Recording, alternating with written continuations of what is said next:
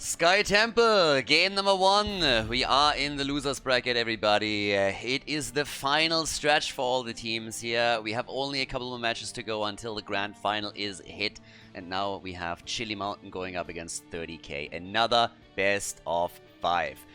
Yeah, this is the final day of the tournament. Yesterday was a bit rough, 12 hours casting without a break. Not gonna lie, at the end pretty destroyed, went to bed fairly quickly after I gobbled down some food. But now we are back in full force for another day where we could easily get 12 more hours of Heroes of the Storm content with the Rive Cup and the Masters Clash that starts a bit later today. Now the Rive Cup tournament, the Russian organization hosting it with 2,000 euros of prize money. As I said, this is a best of 5 series and the winner goes up to the loser bracket final where they will face off against the Donuts. It's either going to be Chili Mountain or 30k. Our top 4 still going strong in Europe. Uther getting banned right away on Sky. And I'm excited for this one. 30k, they had a great series in the winner bracket against the Hardos. Chili Mountain, not gonna lie, they struggled. They struggled against the Donuts, and therefore the big question is 30k just gonna walk over them, or is Chili Mountain coming into the series saying like, alright boys, let's buckle up a little bit, learn from the mistakes from yesterday, and just move on to face off against the Donuts in the loser bracket final once more. Time will tell. We're gonna find out. Our Heroes of the Storm tournament is definitely going into the final phase. We have the Zeratul ban. Okay, Zeratul banned out. Brightwing got banned. Sky Temple, of course.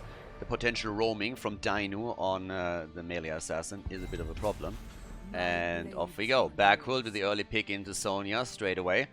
I honestly feel like the blue team is the one that has something to prove here. 30k, they did extremely well lately. Chili Mountain doing way better now that they're playing back on their home server compared to the ping problems that they experienced in the CCL when they played cross-server on the North American Storm or Heroes of the Storm server. But still, they're struggling a little bit against some of the top names, so now they have a chance to redeem themselves here, move on to the loser bracket final, but it's a tough opponent that they gotta beat to make it happen. They Quasar on Diva, we got Ultralisk on Abathar. And that spices things up already. I'm already a fan. We got the Slug in the game, and that is going to be fun. Now, together with that, you can immediately throw out so many cheesy strats. We've talked yesterday in one of the matches a little bit about the Samuro cheese that you can also play. That has been common for, I want to say, like a week in HGC as well. 1 or 2 weeks. Don't think we're necessarily going to see that here. It is an option. If you want to start things off with a little bit of a bang and throwing a curveball here, you can. But on the other side, we got a very straight down the line draft for Chili Mountain now. Banana H on Stukov, and we got Gia on a Nubarak. So again, the engage into the silence, and then the follow-up damage. As we always point out, potentially even with a leap on Sonya. Unlikely here, but it's an option. Sylvanas gets banned, and the bigger question is really, what does Chili Mountain ban out? What do they get rid of? We have the last ban coming in. What are they really afraid of? Are they banning something like Greymane, which provide a fantastic copy? Are they more worried about some of the mages that could come in and get copied? There's a chance that we see a Tracer Abathar even on this map. So is that something that you're afraid about? Are you looking at Dainu thinking, well, he's already a beast on Tracer. If he gets Abathar support, it's going to be even worse? What's the thought process? And they ban Kharazim. Another good ban. Of course, because with the setup here, they can easily play Kharazim with Abathar, chase targets down. There's a lot that they can do. So, time will tell. And, well, let's have a little bit of a look of how this pans out now, because I want to see if that Tracer comes in, if we get a cheese with Samuro. Unlikely, but could happen. If instead we're seeing someone like Greymane being picked, if it's a completely different setup that they're rocking. Abathar is always super fun to watch. Lucio for the chase, and Muradin, and Dainu is waiting it out. He's making it interesting. He doesn't want to pick his pick early so that the blue team can counter pick. But Muradin with the Samura hat is a monster, of course. Lucio can chase you down 6 days to Sunday. Abathar chips in the damage, and then you're gonna go. Yeah, and for Dainu, I'm honestly looking at this and I'm saying like, hey, could play the Tracer here. Wave clear, that's a little bit of a different story, so you would be very much focused in on teamfights if you would go down that path. But here comes Make with Ragnaros. Chris brought it back into the meta, and a couple of other players have now started to follow his lead. And we get Jimmy together with it too. Last pick for our first game in this Heroes of the Storm series, everybody. The tournament continues with our lower bracket. Chili Mountain against 30k, and there it is, as predicted, the Tracer. Let's go, everybody. Sky Temple, map number 1. Let's get things started here. Chili Mountain against 30k, let's go, everybody. The blue team on the left on Sky Temple. We got Backhold on Sonya. Azerite on 30k. It wouldn't be a Chili Mountain match if Maka didn't pause the game right at the beginning, so someone is lagging here. But either way, we got Maka himself on Ragnaros, and he is going to be quite fun here. So Ragnaros with the Engulfing Flame on level 1.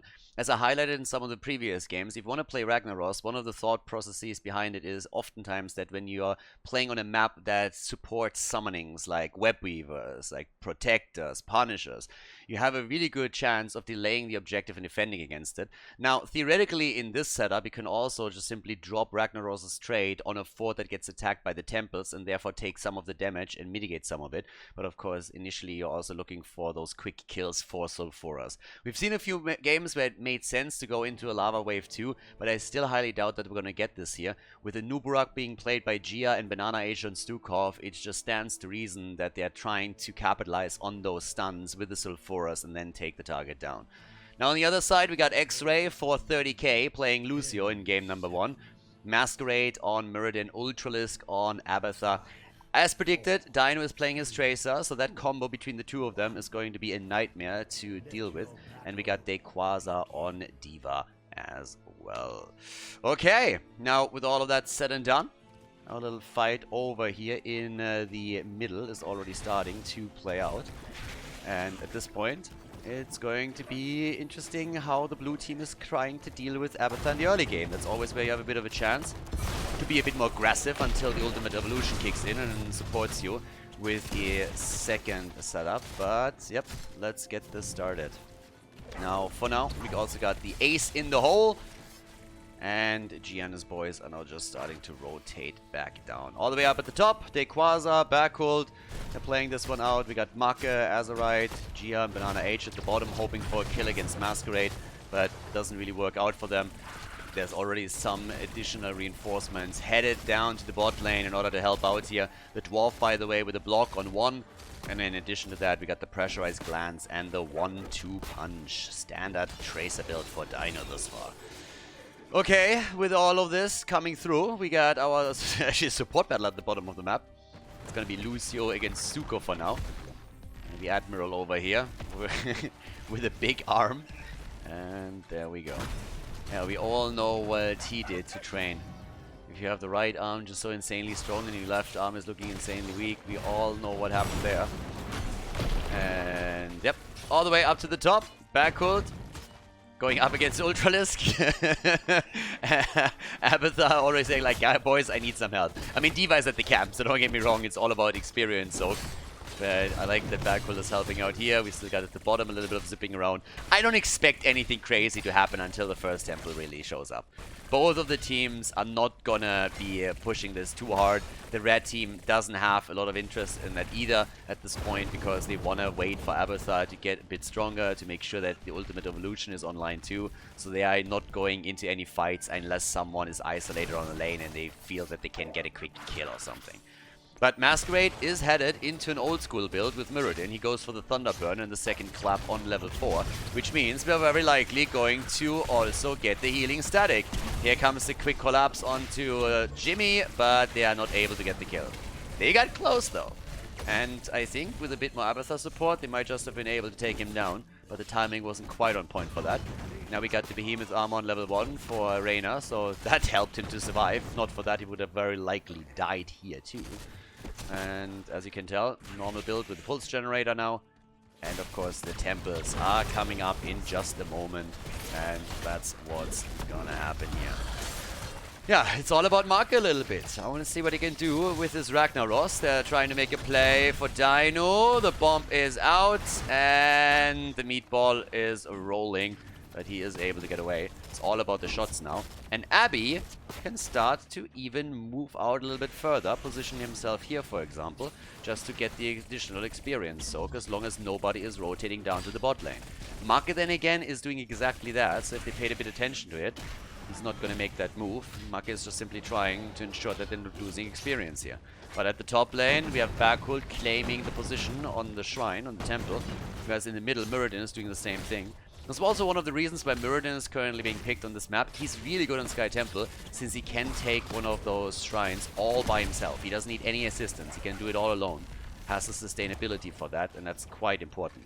With Skullcracker and some Abathur support, you obviously get additional control and stuns in too. So he's a fantastic hero to play with Abathur. So there's multiple reasons that really come into this pick. It's not just one single reason that just made the choice here. And now we got the level 7 talents on both sides. Locked and loaded is in too. Azurite already a bit under pressure. Dino with Abathur. They want the kill. He zips in. Jimmy's in trouble and he goes down. First blood has been secured. 30k, they want to go for another one, but Dino is a bit low. They are connecting the bomb though, and Barkul is isolated and down. X-Ray, he is getting out of this as they are chasing the rest of the team, and Ragnaros falls as well. That's the power of Tracer with Abathur, and of course the additional Lucio Zip that supported the entire playdown here. Very nicely done. 3 kills to 0 and a level lead also, thanks to the experience gain that we're seeing from Abathur in this match.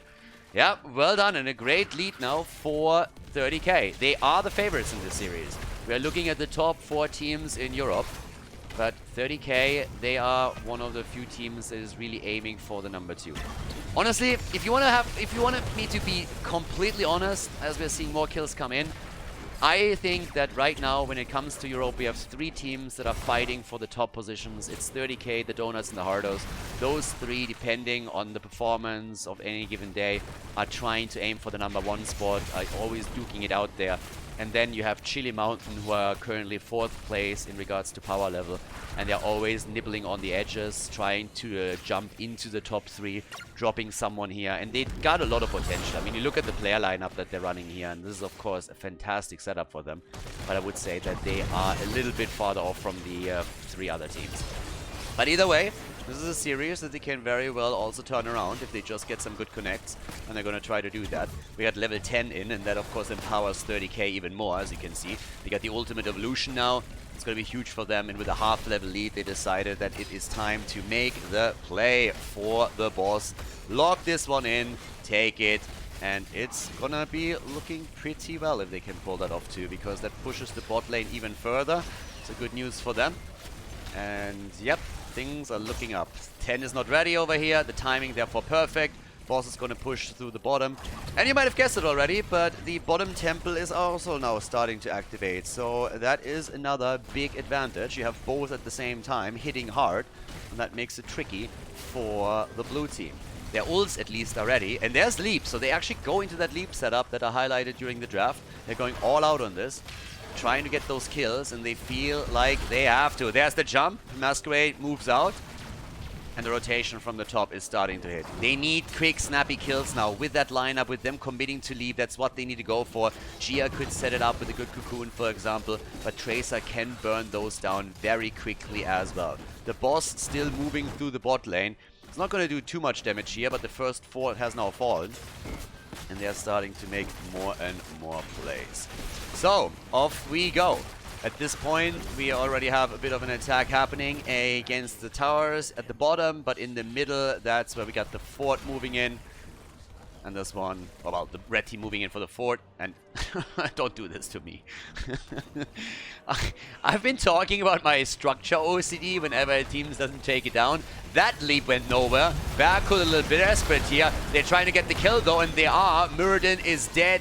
Nicely done, but they could lose some heroes now themselves if they don't pay attention. Dino is just zipping around again, but he went straight into the explosion of D.Va, and Dino is dead. There's the double kill. Chili Mountain, well done. 2 kills for them, and they are reporting for duty. Nice. So, X-Ray at the top, a little bit alone. They're already trying to invade here, saying like, guys, we got the 2 kills. Muradin is dead. We got Tracer eliminated. Let's make sure that we're getting the most of it and steal the camp away. That will then lead to us destroying the top fort from our opponent's team. And that's exactly what they're looking for. In an ideal world, you take, of course, Lucio too. They couldn't quite do that. But that fort, more or less, is a standard chance here. Yep. Barkul then again with a pause. Tactical pause confirmed over here. Alright. The fort in the middle, by the way, has finally been destroyed. The minions were able to take it out, and there's still a siege giant camp with catapults pushing the bot lane too. So Ragnaros is now moving into the fight at the top right, but you gotta be careful here, because this could very well turn against Chili Mountain if they don't deal with that bot lane. Abathar can enhance this push even further, so if this is a long and drawn out fight between the two teams, then there is a big chance that the bot lane is going to suffer additional damage, and that's not really where you want to be at. Right now, Chili Mountain hasn't taken a single fort. This would be the first one. They themselves lost 2, and they lost also hit points at the wall on the keep at the bot lane. In damage, I mean, Jimmy is sitting at 16,000, and Tracer already has him easily bested. She's sitting at 21,000, whereas Diva herself is on the same damage output that we're seeing from Jimmy. We have also not seen a lot of plays from Macke with his trade. So in an ideal world, what the blue team is going to try and do here is maybe push in, take down the fort, and then simply use Ragnaros to take the position. The problem is that 30k could always just easily fall back here, and has nothing to take anymore. If this camp was still up, then that trade use would definitely be justified, but that's a little bit questionable. Now, another thing that we also have to point out is that so far Abathar hasn't used his ult yet, so he's still sitting at the ultimate evolution and could now easily come in and use that over here too. Muradin, he doesn't have Avatar. It all comes down a little bit to the stuns. The problem for Chili Mountain is that if they are trying to get kills here, they don't have Sulfuras, they don't have Cocoon. Leap is 7 seconds out. If you delay the fight a little bit so that you get at least Cocoon and also the Leap back into the game, then you have a good chance to locking maybe a kill in against Muradin. He doesn't have Avatar accessible, so there's that. But at the same time, when you look on the talent setup, Muradin right now, he's sitting on 12 stacks on his level, on his baseline, 16 for Jimmy. And of course, we're still waiting for the level 13 talent for Muradin, which would give him healing static, considering that he seems to be going into an old school build, given his level 4 talent. The double clap would definitely help you here. But right now, they're doing very little of that. So experience is still a little bit too far out. Boss at the bot lane, by the way, we still have that on a 3-minute cooldown since it was just taken. So that's not going to be a big option. But both of the teams are, of course, fighting for the map, for the first map win here. And after initially 30k kind of kicked them around a little bit, Chili Mountain has even had an experience. Not by a lot, but again, they're a little bit ahead. And if you look at the experience distribution, just to get a bit of an idea of what exactly is going on here, we have Macke with 7,000. So he's been really diligent about these side lanes, whereas even Abathar can't match that. It's actually Diva that has the top experience gain for 30k. And you can also see in the experience distribution over here that the hero experience is not all that different. And that's simply because of that underdog bonus. With the 5 kills to 0, 30k got nearly 3,000 experience, but they got those kills early when the levels were lower. And that double kill that came in for Chili Mountain later on nearly gave them the same amount of experience. They're really, really close on that. And that's something that's a little bit dangerous. Now, same time, of course, we still have the minion experience here, and that's where they have an advantage. Stukov goes down quickly as we're restarting this, though, so they couldn't save him. And now as expected, the 13 talents just kicked in, which means we have indeed the healing static over here. So an older Muradin build where you don't go into the Bronzebeard Rage, you don't go that heavily into a Stormbolt setup because you're trying to go for more survivability with block on level 1 too. And that now triggered a move straight in for the Siege Giants at the bottom. Now this camp, since the fight at the top lane didn't last that long, couldn't do a lot of damage over here, but they stole another one of the camps away, and now they're starting to move straight back into the middle. We got now 12 to 14, and yeah, the talent lead's not going to last much longer, but there is of course now a significant experience advantage for 30k. Now thanks to the Virant reaction, also got debilitating rounds in the Tempered Flame. This is now again an even fight. And they're starting to make the play. Let's see. Lucio's down at the bottom of the map. Even trade would work in favor of 30k. That's the beauty of Sky Temple. Once that you are pulling ahead on structures, you can evenly trade at every single double temple objective. And that's exactly what 30k is doing right now. They're saying like, well, if we just trade evenly with you, we'll still end up ahead in structures. So right now, we don't have an incentive to go for the temple fight. If anybody has to do that, it's you guys. So if you want to push in and want to do something, then, well, let's go for it. But, yeah, Lucio is very happy to take this at the bottom. They took the fort down. The one in the middle has now also fallen. So both of the teams lose one. A few final shots are being fired, but nobody is getting aggressive here. Abathar with Toxic Nests everywhere that he can reach. That's another nice tool that you have, of course, to just figure out if your opponent is close by and trying to rotate in against you. So another really nice side advantage of having Abby on your team. Pushing out the top lane too as we're talking about it, so yep, there we have it. And in we go. Right now we got, yeah, especially Reyna's Radar still checking all of this out. I mean, checking bushes and all this stuff is one of the most important things in the game, so information, of course, rules. That's why you oftentimes see these checks at bushes, everybody just like trying to get a quick skill shot in to see if someone is hiding. And that's also true for that ult. This might be a bit nasty. I think they just showed though, and yep, they're collapsing onto the camp. They're trying to steal it because they get level 16 in a moment, and there it is. The talent advantage, a nicely timed attack onto the camp because they got the extra talent. Cocoon is out, gets burned away. That's a cooldown that won't help them any longer. And here comes the attack. The leap into the back line. At the same time, Muradin is trying to wreak havoc as they're going for a back hold. And despite the moves on Ragnaros with the Sulfuros, it seems that back hold is having quite some trouble here. Abathar is helping out Tracer mainly. Another Stormwall connecting as Masquerade is hammering it out. Level 16 talents also give us the speed boost. Thanks to Abby. Went straight into the adrenaline boost, and the Dwarf is hopping around a bit more aggressively. But as cooldowns get exchanged and heroic abilities are down, the red team is still emboldened to further move onto the camp. Gia is trying to prevent anything from happening here, but Sonya is isolated. They're driving a wedge between the team. The rest of the blue team is now moving in. Bergholt's in with a bit of spin to win, but both of the frontliners on the side of 30k are low. Here comes the explosion. They want the camp. They get the camp. They're gonna take it right here. Azurite was thinking about helping out, but now he gets attacked once more, and they can barely keep him alive. Bottom of the map, Siege Giants are still doing work. They're breaking through the entire wall, and the reaction is there from Chili Mountain as they are defending, closing the gap in experience. But another camp has now been taken, and that's once more a level lead for them right now. Okay, so at this point, it is getting a little bit tricky for Chili Mountain. They gotta be careful here. I mean, we're looking straight into the middle again. Epicenter is now up. They need kills. They're not heavily I mean, they are behind, but it's not like a totally insane performance by 30k in comparison. Chili Mountain still has options to come back. A few kills would go a long way here, or just simply taking an objective or two. There's still a boss up on the map. There's the lead, the Sulfuras, and that's how you delete Muradin. The Dwarf goes down. No chance. Couldn't even pop his avatar. He gets melted away. Yeah, melts away like ice cream in the sun. And now we got 4 kills to 6. An advantage in numbers for Chili Mountain as they are going straight up for the temple. At the bottom of the map, the boss is up too. Technically, they could try to make a play for it. Catapults have to be slightly careful here. Whereas at the same time, we got the move down at the bottom straight for the boss as well. Okay, this is looking much better now for Chili Mountain. They are starting to close the gap very aggressively. They're making the right moves here. And they will take a bit of a lead if they push this properly. Muradin is going to be back. But this just shows once again that Chili Mountain is not all that far off when it comes to power level with the other teams. Especially on a good day when everything works together for them here. A little bit of a pressure play topside. But of course they got to defend against the boss down at the bottom of the map.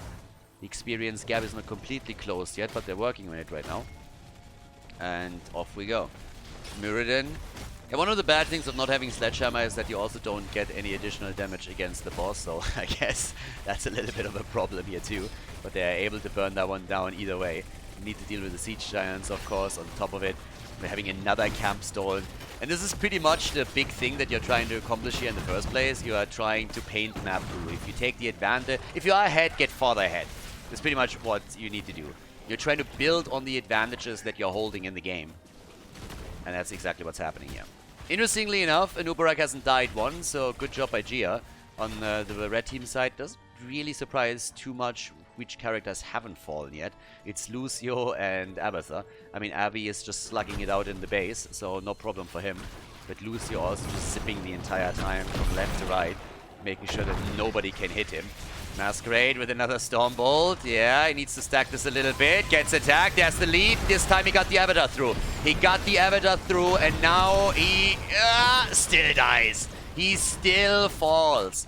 The stun into Leap, into Sulfuras is enough for them to get the kills. even though Muradin was able to drop his ult, they were still taking him down. Good job by Chili Mountain. These attacks are so close. And there's a second one. Lucio is down. And they're chasing Dino. Chili Mountain.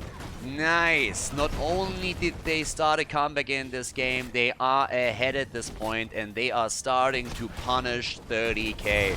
This is looking better and better for them. A double temple up on the map that they can easily get. They also get the damage connected in the middle. With the first keep, they have full map control, taking pretty much every single camp. The level 20 is dropping into their hands. That gives us the rewind for Anubarak. Fantastic tool for him. And on top of that, we also get the heroic difficulty right here. Make hasn't had a chance to use that a lot, but there it is. 20 now on both sides, but that's exactly what the blue team needs to do to lock in the victory in game number 1. 6 kills, 2-6, 32 stacks for Jimmy.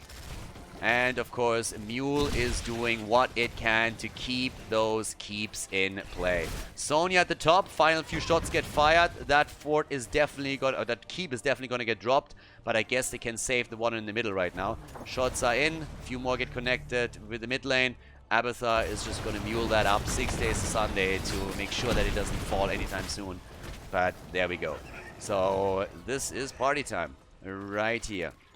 Now, once again, anybody can still win this one, but of course there's going to be catapult pressure at the top lane, and if they can drop the keep in the middle, in the mid lane too, against 30k, and likely it will eventually come down to another boss move. It's 1 minute and 30 until the boss is back up, so that's definitely something that could happen here, that one of the teams decides to throw a little bit of a Hail Mary, and as it stands, that would be 30k. They are the ones that have to worry now about the global pressure here. And of course, since this keep has already fallen, if at any point Chili Mountain pushes in here, that is also a great spot for Ragnaros to use his ability, his trait. The Molten Core could get dropped here. 26,000 damage, by the way, for Rag. 42,000 for Jimmy. We got Tracer still with the top damage in the game. Muradin, despite the fact that he got farmed a little bit, is still trying to anchor for the team here. It's all about him surviving the initial combo. Anyone surviving the initial combo. I mean, they proved that they could take down Muradin within a flash too, but essentially it doesn't really matter who you kill for Chili Mountain. As long as they get one of those early kills in, it's going to be absolutely fine. So they're going to work on this in every single battle. And now we have again another potential play being made here, as Gia is looking for the target. Could also cocoon one of the supports. Muradin jumps in. Stormbolt hits the beetle. That's unfortunate. The leap in the back. And Lucio down. He's getting dropped. And that's another insta-kill. The leap, the Sulfuras, they're deleting them. Muradin is dead. D.Va is down. A triple kill. Make it a quad kill, baby. And this just could be game. It has to be game. Look at that beauty over here. They're starting with a kill on Lucio, and then they just move Muradin out of the way, follow up with D.Va, and now with only the Slug in action, they make their play straight up for the core, trying to end the game here. Chili Mountain coming back into this series, into this game, and they take map number 1. They take the lead over 30k. The advantage in our Heroes of the Storm series at the Rive tournament. Nicely done. GG and well played.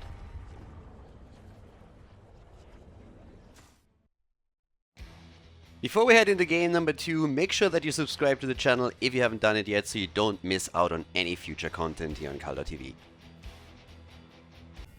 Game number 2, Infernal Shrines, and Chili Mountain is in the lead. Guys, there's a couple of things to talk about. The draft will be quick because we had to rehost the draft. Backhult dropped out of the draft because apparently the electricity went out where he lives. So they are playing Chili Mountain with a sub player in this game. They use Swamgrotta now as their 5th player, and hopefully, of course, Backhult's electricity is going to come back in time for game number 3. Maybe even after the draft, but I don't really think so, so we'll have to wait for this. So that's the reason why the draft goes pretty quickly. But I also want to talk about something else that apparently still causes confusion, and that's for everyone that watched CCL. A lot of people are confused. They're looking at Chili Mountain, they're looking at 30k, and they're saying, like, wait a second, didn't they play with different players? Isn't that a different lineup? Like, what's happening over here? And the best way that you can think about it is if in your head you just make the division between NA and EU. The NA teams have nothing to do with the European teams. CCL uses a very different system where you're relying on a captain's draft, so the players are not deciding before the event who they want to play with and form a team, but it gets decided for them. And a lot of the European players, they don't want to play in the CCL anymore because they're just saying, hey, the ping problems are just too big for us, we don't want to deal with that. But they form teams in Europe for events like the Rive Cup, for events like the Masters Clash, and the organizations that are also involved in the CCL, they said, like, you know what, we are actually going to get a bit active in Europe too. We're going to pick that team up for them to play under our name. We're going to provide them with a little bit of hardware, or we help them with travel or whatever, and then they play for our brand. And that's more or less what happened here too. So that's why we have 30k now in Europe and in NA, where we have Chili Mountain, and for a lot of these teams you will see different players. So just make the mental division between what happens in Europe and what happens in North America. Doesn't really have a whole lot to do with each other except for the name of the org. Now that we're heading into this, again, they drafted up to this point, and that's when Berkul dropped. So up to this point, all the bans and picks were exactly the same. But you can see that there's a heavy melee focus for 30k. So they started off with a lot of tools that provide CC. I mean, you got Kerrigan now, you got Johanna, you got a Sonya that could chip in with Leap if she wanted to. If not, you can just bruise it out with the Wrath of the Berserker on Infernal Shrines. The Blaze pick, those are a little bit new. So we got Blaze, Sylvanas, that's already a stun that can be followed up by Stukov. We got Tychus to burn the target down. With the bigger they are, maybe in the rhythm, considering that there's a lot of melee heroes on the other side. Depends a bit on how you want to play it out. Svamgrota, the new addition for this particular map, is of course going to play then at the front line. Might have to shift some of the roles around slightly. It's unfortunate that they gotta adjust this, but again, Svamgrota has played with those players a lot in the past. He's by no means an unknown name, so they might be able to put a bit of a dent into 30k even with this impromptu setup. But of course the hope is that at least for game number 3, Berkul is going to be back. Now, for 30k, we got Anna played by X-Ray, and Dino is playing Vala. So with all those aggressive heroes at the front that are trying to CC the shit out of Chili Mountain, Vala is going to have a lot of space to work with. And let's see what Dino can pull off here. Hogga comes in, so we got a Blaze Hogga combo at the front for Chili Mountain. And that brings us straight to game number 2. The lead for the blue team. Let's find out if they can take another map here, or if 30k is going to tie the series before we're heading into the third map of this best of 5 Heroes of the Storm series. Game number 2. The blue team in the lead. Chili Mountain, after locking a victory on Sky Temple, is now playing here with Banana H on Stukov, Azurite on Sylvanas. We got Mako on Tychus. Svamgrota is playing Hogga, and Gia is playing a Blaze. On the right side of the map, 30k in red with Ultralisk on Kerrigan, Dino on Vala. We got Dequaza on Sonya, X-Ray on Anna, and Masquerade is playing Jojo for the team. So, let's get this beauty started and see which team is going to take it here. Now, of course, there need to be some adjustments made for Chili Mountain, but they're going to try and do their best. I'm going to keep you informed as the series continues if we get news from Berkul. But there's the aggressive wraparound at the top already. They're waiting for the rotation. They're hoping for someone to move in. Not really happening. Masquerade jumping the gun there, but I think they showed already.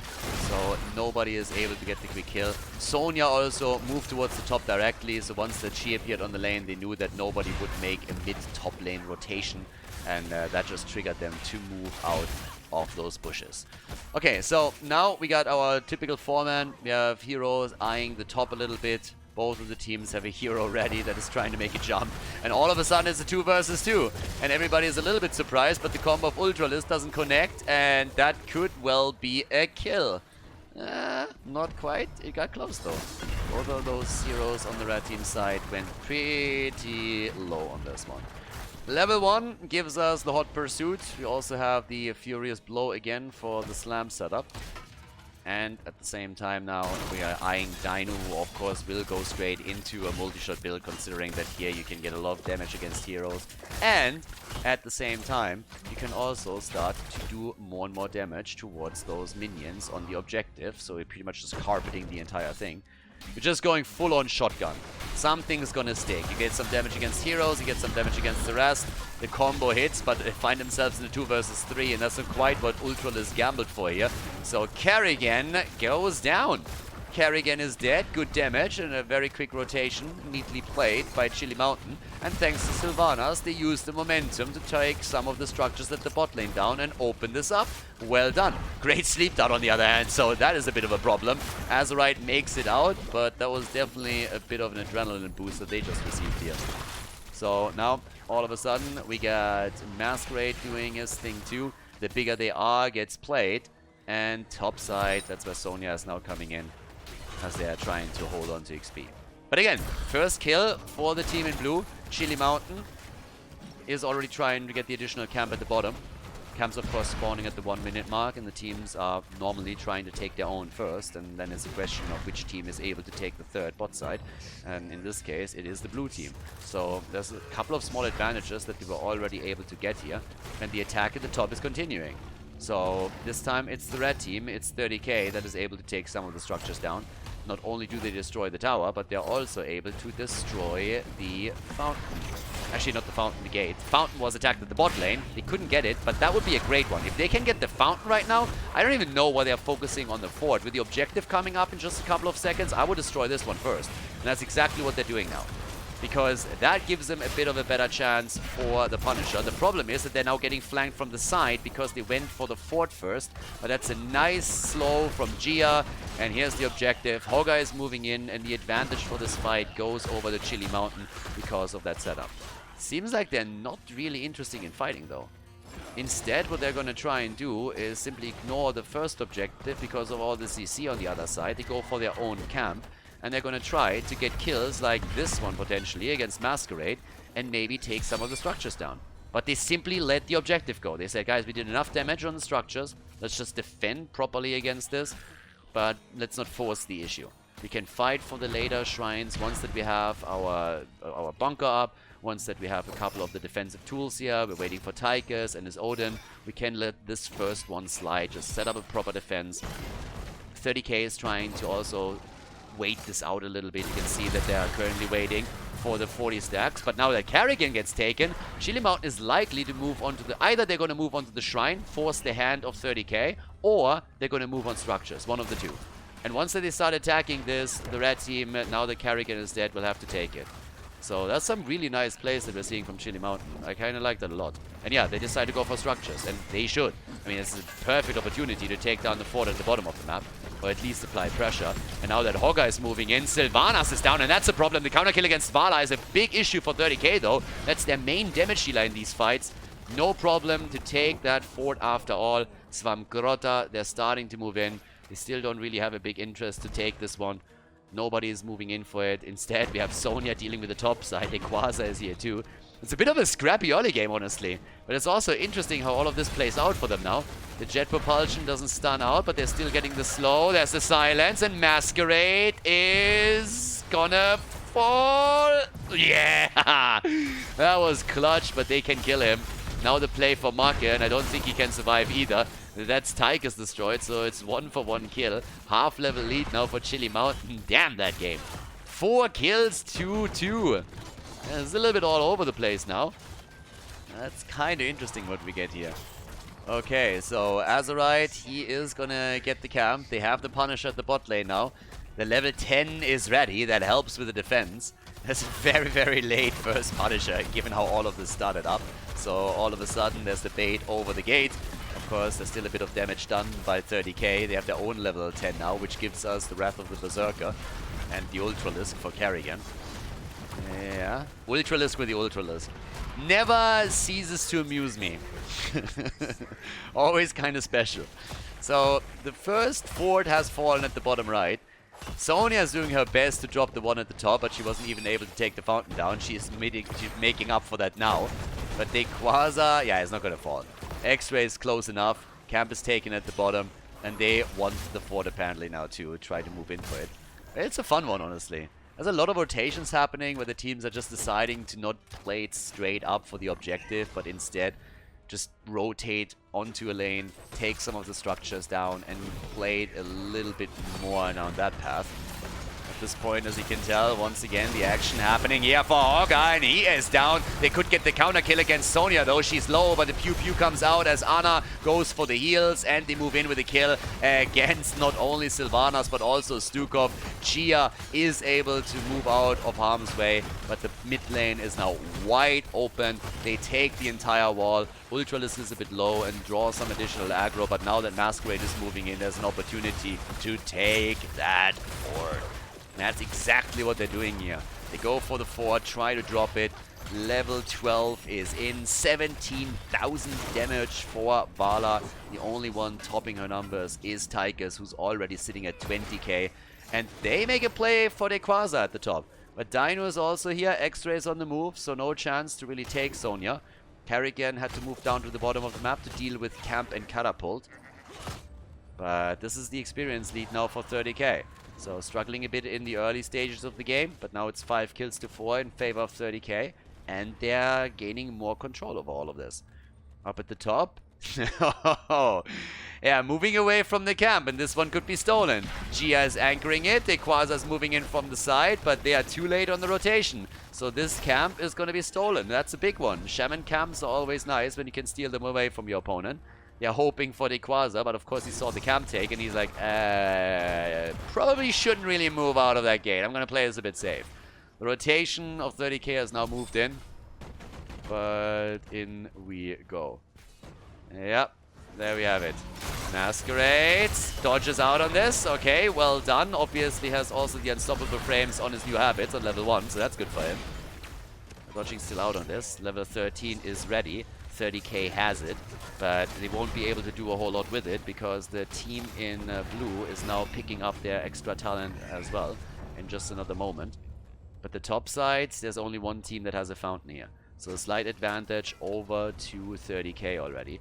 Whereas there's the extra talent and it's time to party. Especially Stukov. As usual, he is one of the most important ones once he has the violent reaction. More survivability for Tychus. And by the way, let's not forget, this is the first fight on the objective with level 10 abilities. Which means now you can use your Odin. And you have Bunker. So now you have a lot more that you can actually use in this fight in order to make it happen. So they are already starting to make the play right here. 4, 2, 5, and off we go. We got the action for Masquerade, and the bunker is out, and the problem on Jojo. The Iron Skin comes out, Dino's a bit low, but he pops the strafe, zones them out here. Gia and Azerite both need to deal with the Pew Pew as Ana commits the Eye of Horus once again, but she cannot get the kill this time. The teams are slowly starting to fall back again, but the blue team doesn't have the option to drop the fountain. They have no chance to just retap.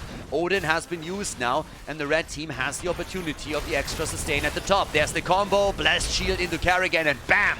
The kill against Blaze, but Carrigan dies too as Hogga just spins her around a little bit.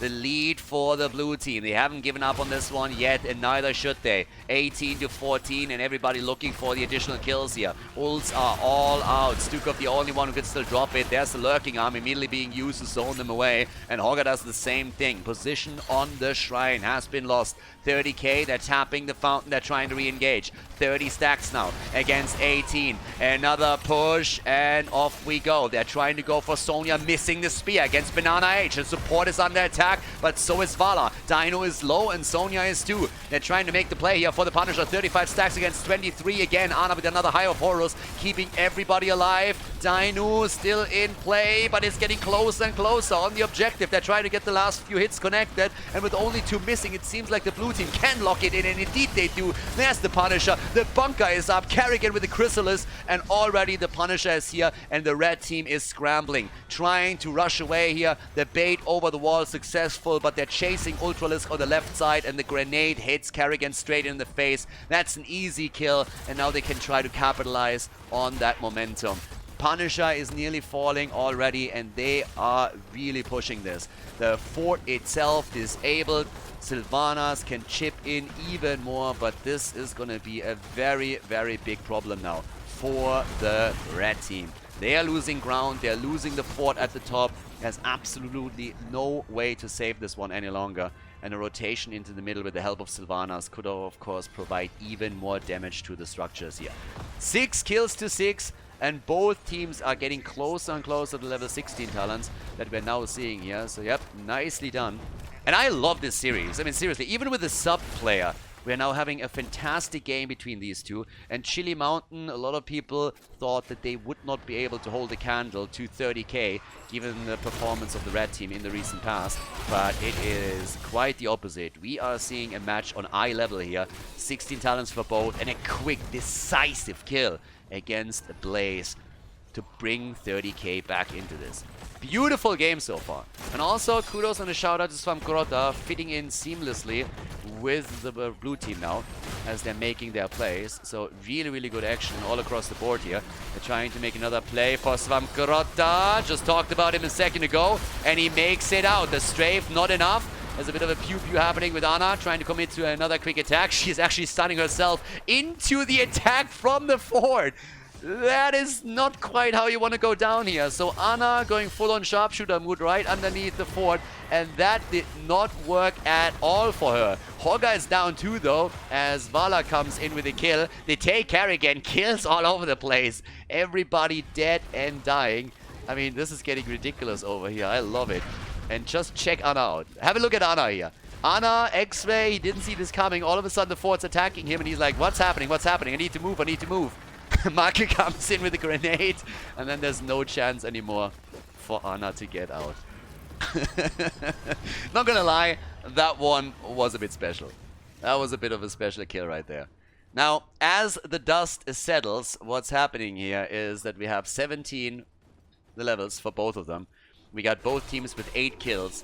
Very similar situation on the map. Even the structural position is similar. And the next objective is, of course, going to be pretty epic. It's a lot of fun in this game now. It's really a great second map that we have between them. And, of course, there's always the lead for Chili Mountain that already gives them a bit of an edge.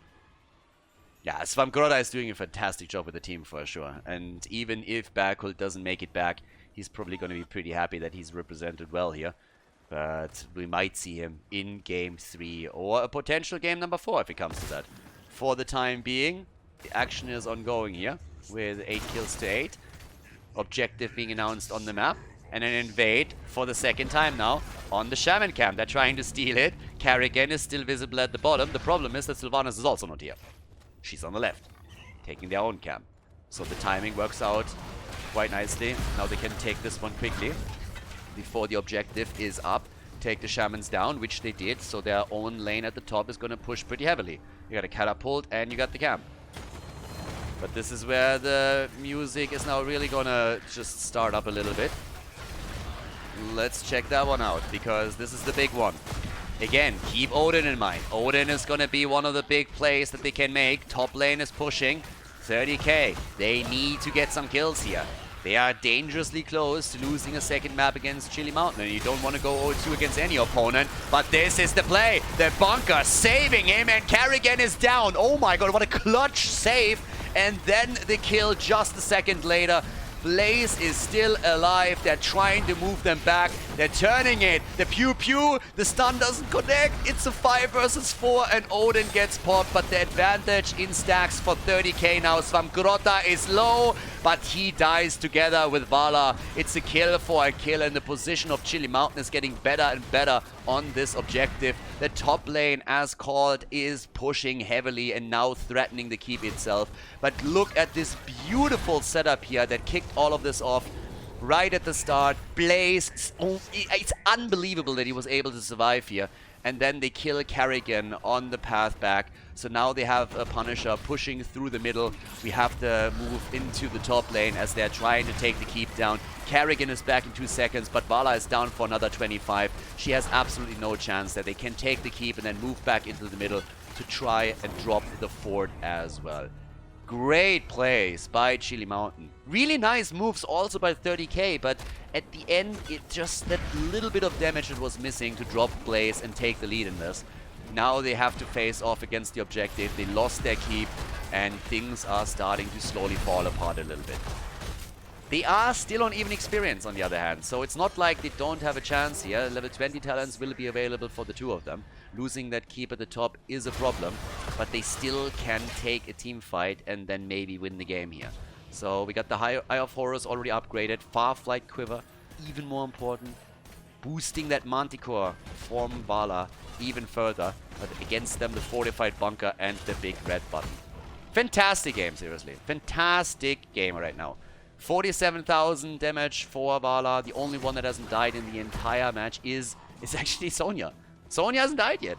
Only hero that hasn't fallen. Kerrigan, on the other hand, she's having a rough time. Ultralisk is having a real rough time in this one. 6 kills against him as is. Now, if they can trade for good combo and kills, then that's not really a disaster. But of course, the fights are not really ending in favor of 30k at this point. Yeah, they're looking for kills again. They're wrapping this around a bit. They're looking for opportunities. The next objective is going to spawn at the bottom of the map. Both of the teams don't have a fountain there anymore. And it's time to party this one out a little bit. Top side is going to be a thorn. The problem really with the positioning of the next objective is that 30k will have to eventually send someone back, if it's a long fight, to defend the top lane against the catapults. We're far enough into the game that Winions are going to start to hurt, and especially if those shaman camps are taken, that could be a disaster. Kerrigan, talking about disasters, gets also killed. That's another quick kill. Kerrigan is down, and oh boy, that could be a real problem on the chase. Jimmy is coming in, the grenade slows them down a little bit further, but nothing is happening here. There's quite a lot happening, on the other hand, in the main base. Now, since they're already on their way back, not much damage is going to be done here, if any. But with Sylvanas now pushing the bot lane, they can easily open this one up. And as I said, where's the next objective spawning? Bot lane. So now they're destroying the wall at the bottom keep, meaning if they take the next Punisher, they have an even better chance to not only take the keep itself, but also end the game. So, there we go. Now we got 11 kills to 9. And Chili Mountain is impressing today. They really are.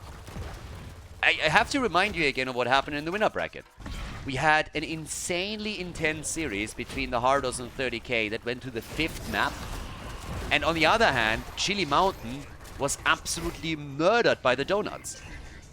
So, and the Donuts later on then also lost. They are the next opponent for whoever wins the series. So, by all means, you're looking at this and you're like, well, Chili Mountain, you know, they shouldn't really be able to take 30k down. Maybe it's going to be a bit closer, but at the end of the day, the red team probably takes the victory here. And what we're looking at? It's a 1-0 lead for Chili Mountain, and they are doing a great job with a sub player in the second game. I don't know what they did this morning. If they came straight in and they had their cereals or what exactly. Maybe they had some of the famous Khaldor pancakes. But whatever it is, they are murdering. So now here comes the big red button. And this fight is everything. Top side, 2 catapults are already joining up to push for the core of 30k. And they are zoning early with Dino. They know that this is something they have to decide quickly in their favor. And it's not really looking like this now. So, all of a sudden, there's plays at the front. There's the play for the back line. Vala gets saved. Gia bunkering up. And the catapults are topside, slowly reaching the core. Kerrigan is already a bit low, but it's the kill against Hogger that kicks this off. Hogger is down 30k, making the plays they need to make here. But the core is getting attacked soon. They get a second kill, though. They drop Tychus, and that is the red team. Moving back into this match, saying, we are still here. We can still take this. The Arcane Punisher gets locked in. The catapults are getting attacked. Even the keep in the middle is helping out. The core is going to take some damage, but it's not going to be enough to seriously threaten this. And now they're moving through the bottom of the map. Big plays now from 30k, 87% on their core. And they are going to try and run that momentum train still on this. Yeah, threatening the Hearthstone here and cancelling it because they didn't have vision on those 3 players. They were afraid that those might try to backdoor. So that's why they're Hearthstoning and cancelling. And in we go. That's the play. Right here. Trying to go for Banana H. Get a follow-up kill. They want to go for gain. They don't want to go for keep. You want to end it. You want to end it right now. But Hogger is back in 5 seconds. The Punisher gets faded into the middle for the extra damage. Kerrigan jumps in. The combo connects. And Sylvanas is dead. Sylvanas down, and here's the opportunity to tie the series. 30k ruthlessly. The one opportunity they have, and they're going for it. They're trying. The core is falling. Stukov is down. It's a 5 versus 3, and the Mad Lads over here, they pull it off. Even with Odin getting popped, this is lights out. Nicely done. 30k, they turn it, and they, well, drop the core. Or at least, yeah, they take it for sure. A 1-1 in this best of 5. What a series. Fantastic matches here at the Heroes of the Storm tournament.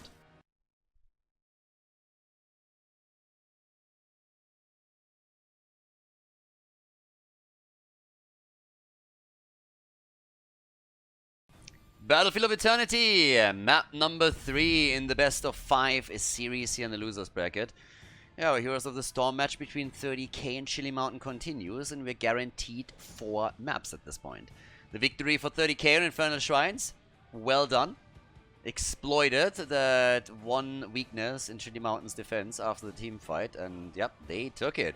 So, by the way, Svamgrota, as you can see, he's still playing, so Backhold, apparently it's a bit of a bigger problem with the power outage. I honestly also don't know if it only affected his house or apartment, if more is concerned there. Either way, I guess we're gonna find out at some point. To my knowledge, he immediately just called his teammates and said, like, guys, this is a bit of a problem, you might have to play with a sub.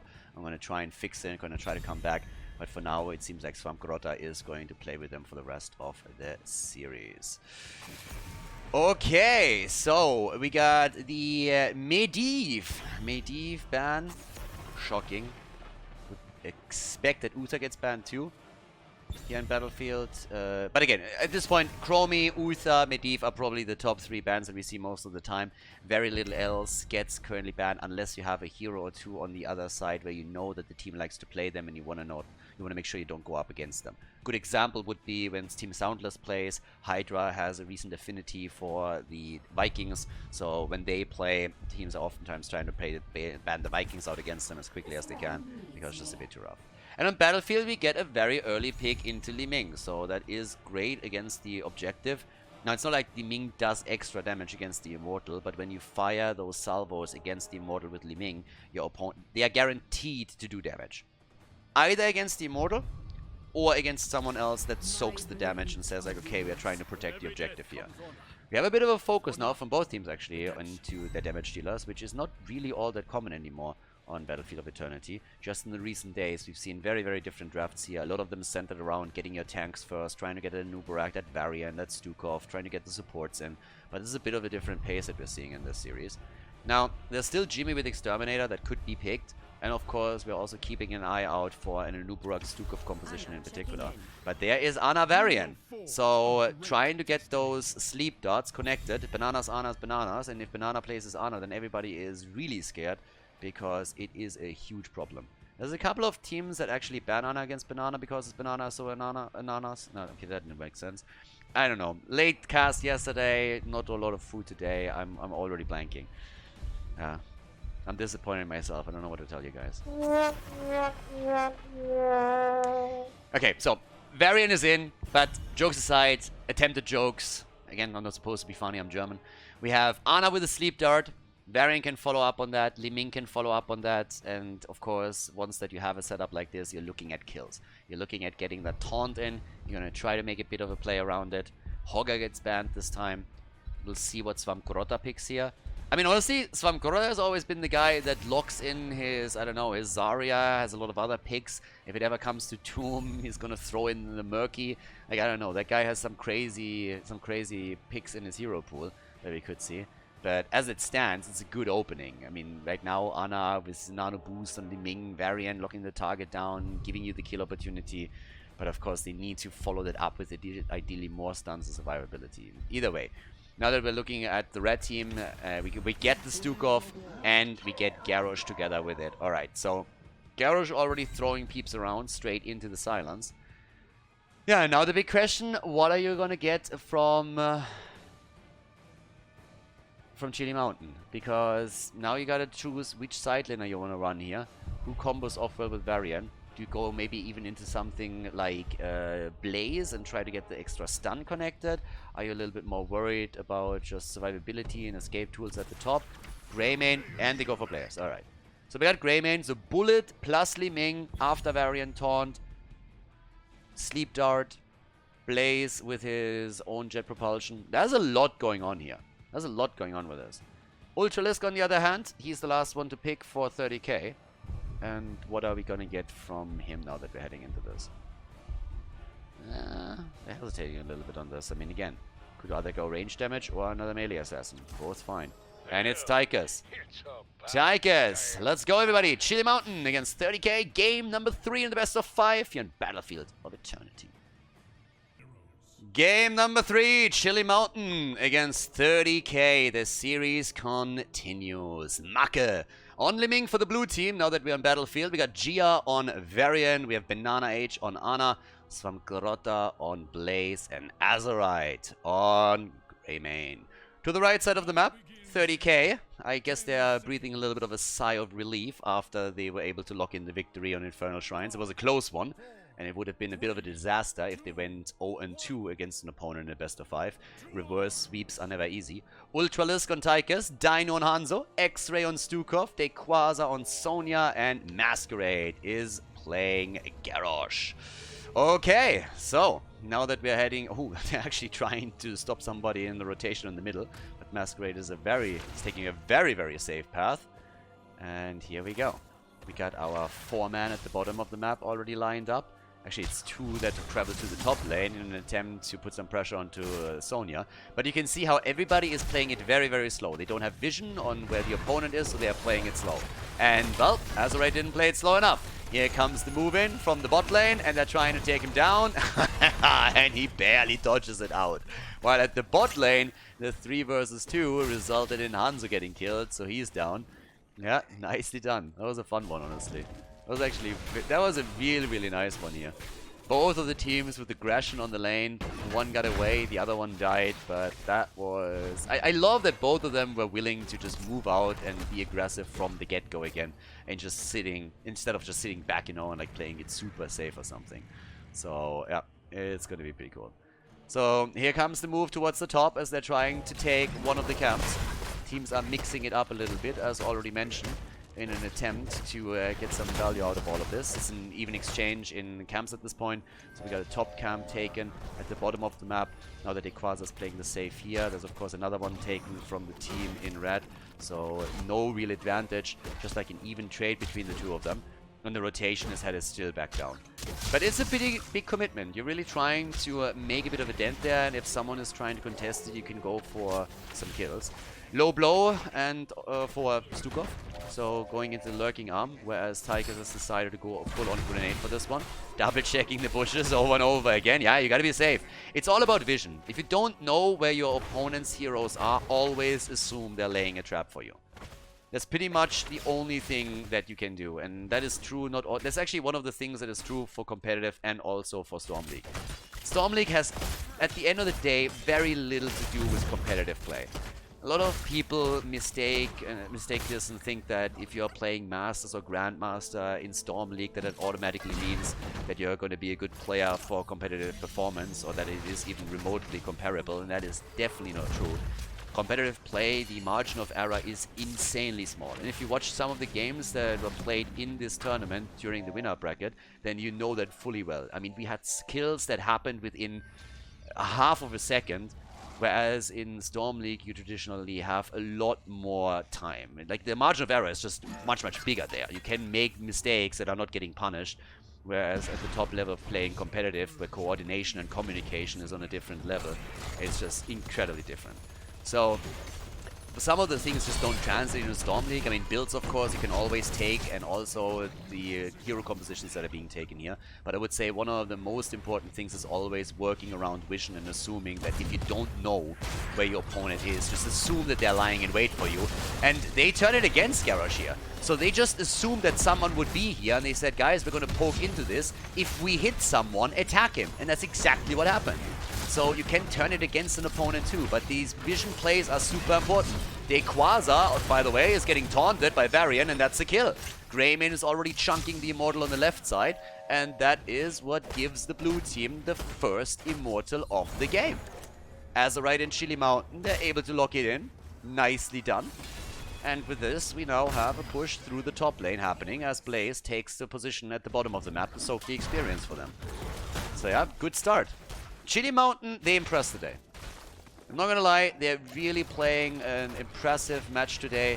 We have them now on the third map with some solid aggression through the first objective. 2 kills to 0 already. An early level 7 makes this even easier for them. Masquerade gets attacked, taunted, stunned, and he is down. Ultralisk, he gets crushed too. What an opening again for the blue team. Nicely done. Very, very nice plays by them. And yeah, that is absolutely fantastic. It leads to the fort being taken down.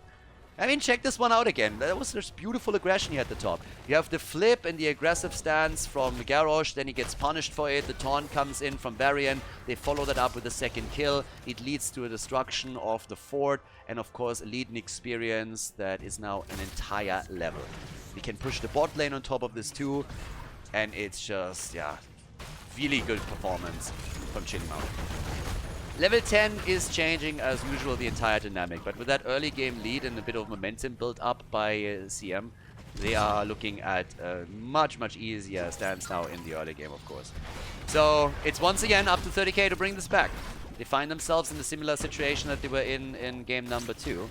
They have to slowly bring this back and try to get some kills in, do a bit of damage. Level 10 talents are going to be a problem eventually, but this is also an issue. Another kill against Garrosh. They're just following up on these stuns time and time again, and they Quasar with the spin to win here. But Varian is going to have his taunt back up in just another moment. The camp gets taken by the red team though, and everybody on the side of Chili Mountain is incredibly low. They're just rushing away here, and they are escaping, but they lost the camp. So a kill for a camp in that bottom exchange. Sonya surviving. Bit of a mixed bag. And Swamgrota, wow, he survives, but there's the taunt, and this time Sonya gets crushed. Sonya down, X-Ray survives, but that is of course a staggered death at the bot lane. Garrosh comes back, Sonya is down, Ultralisk is on the run, they're diving in for him, but Azerite goes in a little bit too deep and he dies to the towers. With Garrosh back to business, he creates opportunities for the team. Baron is down, Hanzo is dead, Tychus is falling, everybody is just getting shellacked down here. I mean, damn. What a fight and what a setup again. These guys are just going absolutely ham on this one. So once again, check this out. Big hits coming. Greymane, the first one to fall. They're going for Gia shortly after. Here comes the next engage. Varian and Hanzo dying. Then they take Tychus. So now we're looking at, in total, 8 kills to 2. A big lead for the team in blue. And now with the level 10 abilities, they are coming in once again to take the halftime show. Take the lead over here. And it should easily be possible for them. Yeah, there's not even anything that the red team can do right now. They are hoping for experience. They can't get it right now. They need their level 10, so it's another gap to bridge. They're looking at the bot lane and some XP that could possibly take here, but it's obviously a total disaster from their perspective. Another big push for the next Immortal is already happening now, and there's just, even on a defensive stance, nothing you can do against this. You're so afraid of losing another hero, and then the next push being even more dangerous. As the Immortal gets taken with 100% shield, we have the 10 come in for the red team. But yeah, they need to defend this now, and it's not going to be an easy feat at all. The top lane gets defended. There's a little bit of a trap attempt at the bottom that gets abandoned at this point. But yeah, it's not going to be an easy defense at all. They're getting a bit of an early head start on it, I suppose, but with that said, it's just way too tricky right now. So the action is already moving straight in for the fort as we see the damage coming in. Sonya with the Wrath of the Berserker, Odin getting popped. They're doing their best to stop it in its tracks, but the fort will fall.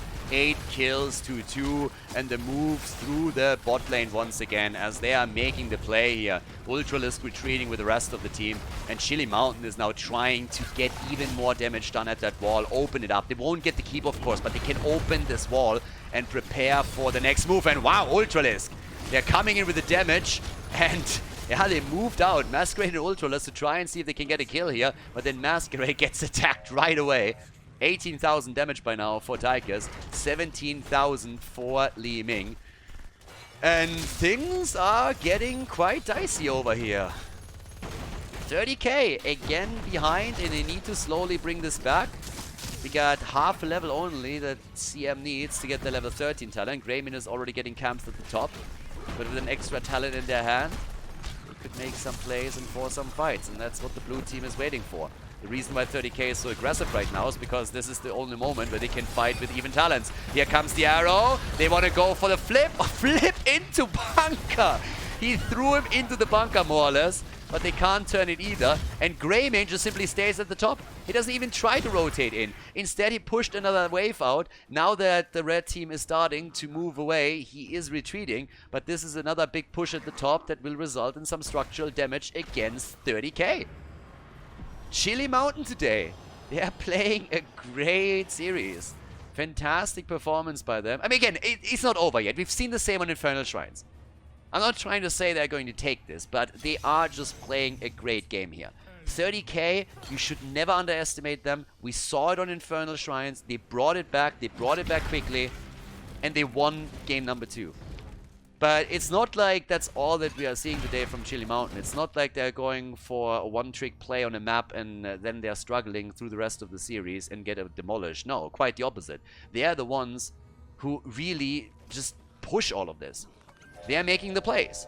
And it's more so 30k that is desperately trying to not fall back too far and then cling back into the game and start a comeback. Now the 13 talent is a bit of a lead that they have. So they're starting to make the plays here. And off we go. There's the kill. Garrosh is down. They're trying to make the play. Arrow is missing. That could have been a kill against Make.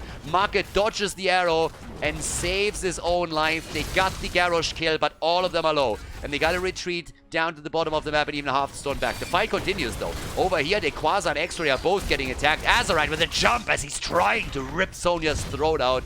But he cannot quite connect enough damage to drop the Melee Assassin, the Bruiser.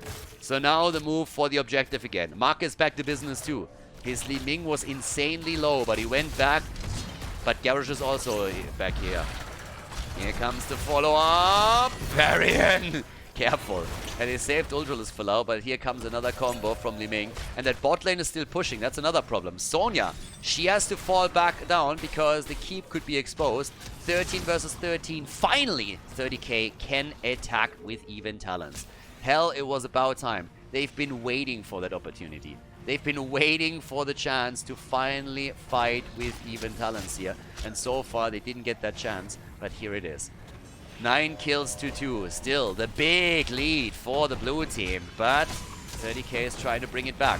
1 level to 16, the 2-level lead. Here comes the taunt, the follow-up. Sonya is low, and Quasar dies. So does Masquerade. Sonya and Garrosh are both down, and this is Chili Mountain on an absolute killing spree here. 11 kills to 2. They slow him down thanks to Stukov. Ultralisk is still alive with his Tigers, but Stukov himself died for his good deed. 12 kills to 2, the camp stolen, the boss, the objective is up, and we nearly got level 16. They're already pushing the top lane out.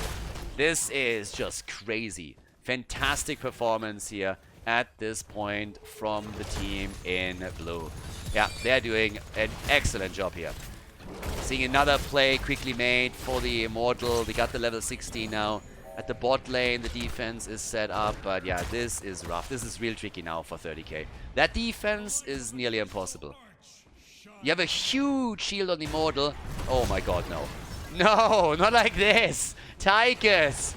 He face checks the bush. He thinks himself safe. And he gets crushed. Not only are they 2 levels behind and have a huge Immortal facing them, but they also just lost one of their players. A desperate attempt to go into the fight. It's a Hail Mary move.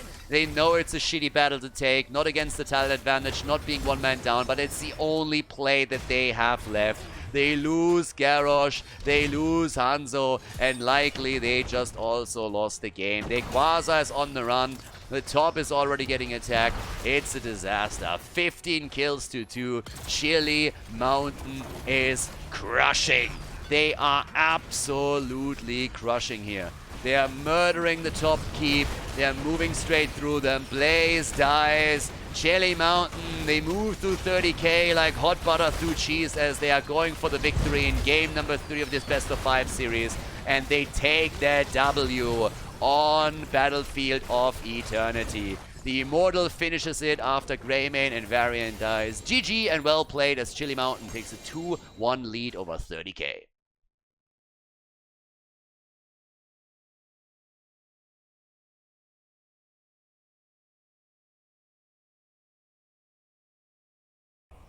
Alderac Pass, game number 4, the 2-1 lead for Chili Mountain. The Mad Lads, they're making it happen. They want the rematch against the Donuts in the next round. So 30k is only a stepping stone for them. But again, it's a stepping stone that you can very quickly slip on. So 30k, they want to bring it back now. They have to win 2 maps in a row to advance to the losers bracket final. And Alderac Pass is the next map here. So we got a quick ban on Varian this time. It's of course a bit of a different setup now. We have a very, very big map where technically you could play more around globals. Keep in mind that Maka has actually been playing a shit ton of Falstad in this tournament too. So there is a chance that they are going for more of a global approach in this game now, and that Maka will try to take the side lanes with Falstad again, which would also allow him to get quick gusts in as well on bosses, for example. So, time will tell. But also, Zeratul gets banned out. They don't want to give Dino the opportunity to just like roam around and get kills. There's still a chance that Abathur gets played again. We've already seen him in game number 1. That's probably one of the reasons why Zeratul gets banned now too. Because they're simply saying like, hey, listen, they already played Abby against us on one map. Maybe we shouldn't really risk it here that they are playing a similar style. And they're actually waiting for the second ban for a long time. Do you ban Medivh, yes or no? That's one of the big questions at this point. And the answer is no, they go for Uther. So Medivh is up, Chromie is up. I guess you could say Viking is up, if you want. But there it is, the first pick. I said from the beginning of this series that if Medivh ever does not get banned, he will be picked right away. You got Ultralisk on one side and you got Maka on the other. Both of them play Medivh, and Ultralisk doesn't hesitate for even a second, and he snap picks Medivh. So there it is. Medivh is taken, and Chili Mountain, I mean, you gotta account for the early Medivh pick. You got to. So when they banned Uther, they probably knew this was happening. Now they go for Hogger for Swamkarota. They got Chromie for Azerite. But this was pretty telegraphed, I'd say. You knew that this was coming. So now what else are we gonna see from 30k? Because we have a good setup already. And this could bring us to map 5. Medivh has lost very, very few games. He lost a couple, but very few. There's Diablo, Leyline into Apoc, and Malthael on top of that too. So you got the Leyline into the Apocalypse, Diablo, and Masquerade on Diablo of all players. I mean, again, not only is it a fantastic wombo combo, but if Masquerade just finds an opportunity to slam you into a wall, he's gonna bully you around all day long. I mean, yeah.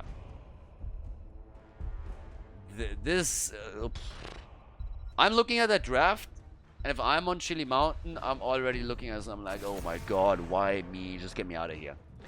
Brightwing gets picked, or banned. And, well, let's see what else we're gonna get here. I mean, yeah, what's the next ban? Come on, bring it in. They're hesitating a lot. Nobody wants to risk anything. You gotta really think things through in this one. And it is a ban against the Beetle. So no Beetle engage. Pretty much what you're trying to do is you're making sure that nobody can set something up for Chromie so that she can't just simply come in and completely murder you with a direct damage. So yeah, there's that. Varian got banned. Nubra got banned. That leaves you a little bit empty there. Leo comes in. Yeah, can drain Diablo a little bit. Also can go for the engages. They have at the same time Banana and Ana. Nano boosted Chromie, even Eye of Horrors, whatever you go for, it's going to be pretty rough. And we'll see what they can pull off with this. But yeah. Last 2 picks. It's still a big map. Mark hasn't picked yet. There's Tracer and they pick Malfurion together with this. So after the Leyline, they could even go into the Twilight Dream. And Dino again on Tracer. Last time he played it with an Abathur support. Now he plays it without it. But yeah, they can do a whole lot of stuff with this. And of course you got Medivh that can shield you, which is also kind of amazing. Yeah, it is. This is a nasty one. This is a real nasty lineup that they have here. Make, what is he going to play? If you've ever thought about picking Falstad, now he's going to think twice about it. But he still takes it. He still takes it, even against Tracer. I mentioned it right at the start, and he still takes it. Against Tracer, we got the Falstad. Alderac Pass, everybody. Let's head into the map. Let's check it out. Is Chili Mountain winning this one? Do they take the series here? Or will 30k bring it back and force game number 5? Game number 4 might be the last map in this series. It all depends on how Chili Mountain plays this one out. We have Banana on Ana for the blue team, Macke on Falstad, Gia on Leorix, Vamkarota on Hogga, and Azerite is playing Chromie. On the right side of the map, X-Ray is playing Malfurion, Masquerade is playing Diablo de Quasar on Malthael, Dinu on Tracer, and we got Ultralisk on Medivh. Yeah, good stuff for the red team. The combo that they have, they're going to be very, very happy with this. Doesn't mean they win this map, but they are still looking at a very solid lineup for map number 4 here on Alterac. Now, if you're looking over to Chili Mountain, you will quickly also realize that they're not playing with a traditional main tank. We've seen a few of those already. Normally, you're still going into a triple melee with it, so this time we're not seeing that at all. So they're playing that Leo main tank more or less, but I would say that this game could be a bit nasty for them. It depends a little bit on how exactly they're going to try to run the macro game, because Falstad is a bit of a curveball when Macke plays it. He's been doing really well of just side laning against teams and trying to get the stacks together for his level 1.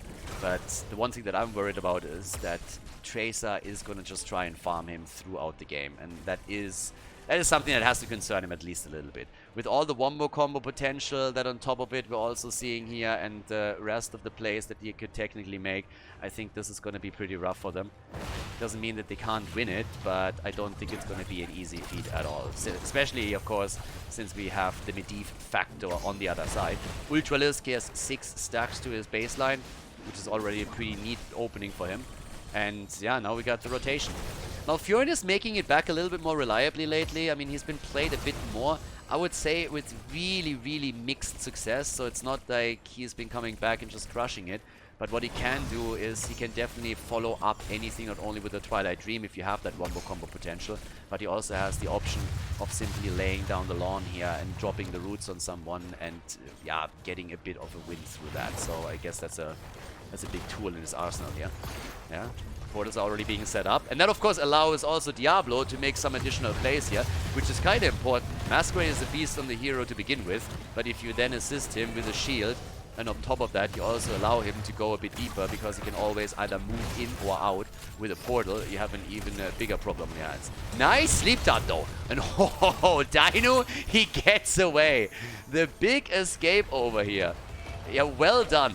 That looked kind of scary for a moment. That could have been the end of him. But he's able to survive, so good for him.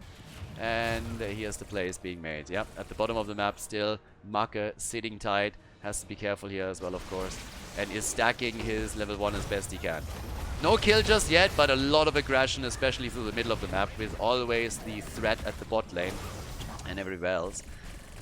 Prisoner camps, they get announced now. We got our level 4 talents in on both sides. Chromie locking in the additional one as we speak. And of course, both teams are trying to take those camps once that they're coming back online. I mean, that's the most important thing that you have to deal with right now. Whenever the camp is up, take it right away. That camp is incredibly strong, pushing through the middle, and both of them know it perfectly well, and they're doing it diligently. As you can see here, De Quasar is at the same time rotating over as Hogga is doing his thing on the left. So yeah, that's pretty much what we'll see throughout the entire game. But for now, it's all the level 7 talents that you want to take. You want to go for the level 7. Rarely do we see a team really make a big play for the objective before they have level 7 talents, and this one is no real exception. So in the middle, Tracer still zipping around. We got now also 12 stacks for Medivh. Sleep Dart, perfect. Oh my god. I mean, Dino, he is getting out of there, but whew, that Sleep Dart. Banana Age, he was waiting for this. He was waiting for that portal to come up, and then once it dropped, he was just like, well, you think you can go through the portal and just simply sit here and do your thing? Forget about it, my friend. It ain't happening. So they come in with a quick kill and take him nearly down. Now, we got the boomerang in, so the side lane control is going to be ready for them. They're still looking for Gia over here, our Leo main tank, and he goes down. First one to fall, trade value activated. As the aggression from Dino is starting to bear fruit here. With the lineups that we're seeing, I still gotta say that I feel it's gonna be an incredibly difficult game for Chili Mountain. From all the drafts that they had so far, I honestly think this is looking like their weakest one. And we have now 30k with the first objective safely locked in as they're trying to pressure this. My eye is really on Macke. Macke is the one where I say maybe he can do something with his Falstad. He had some incredible performances with Falstad in this and other tournaments that really helped the team. But unless he pulls off some great plays and controls those side lanes, I just don't see it happening. But they surprised me in other games too, so maybe they can pull it off after all. No stacks from Malfurion, by the way. 30k was not able to follow up. There's the first one. Gurut is growing. 14 stacks for the bird. And of course, with the first objective, you normally don't have that much of a problem because it's still a bit on the weaker side. But you can still open these walls up, and that's what they're doing. So they open the one in the middle without a problem here.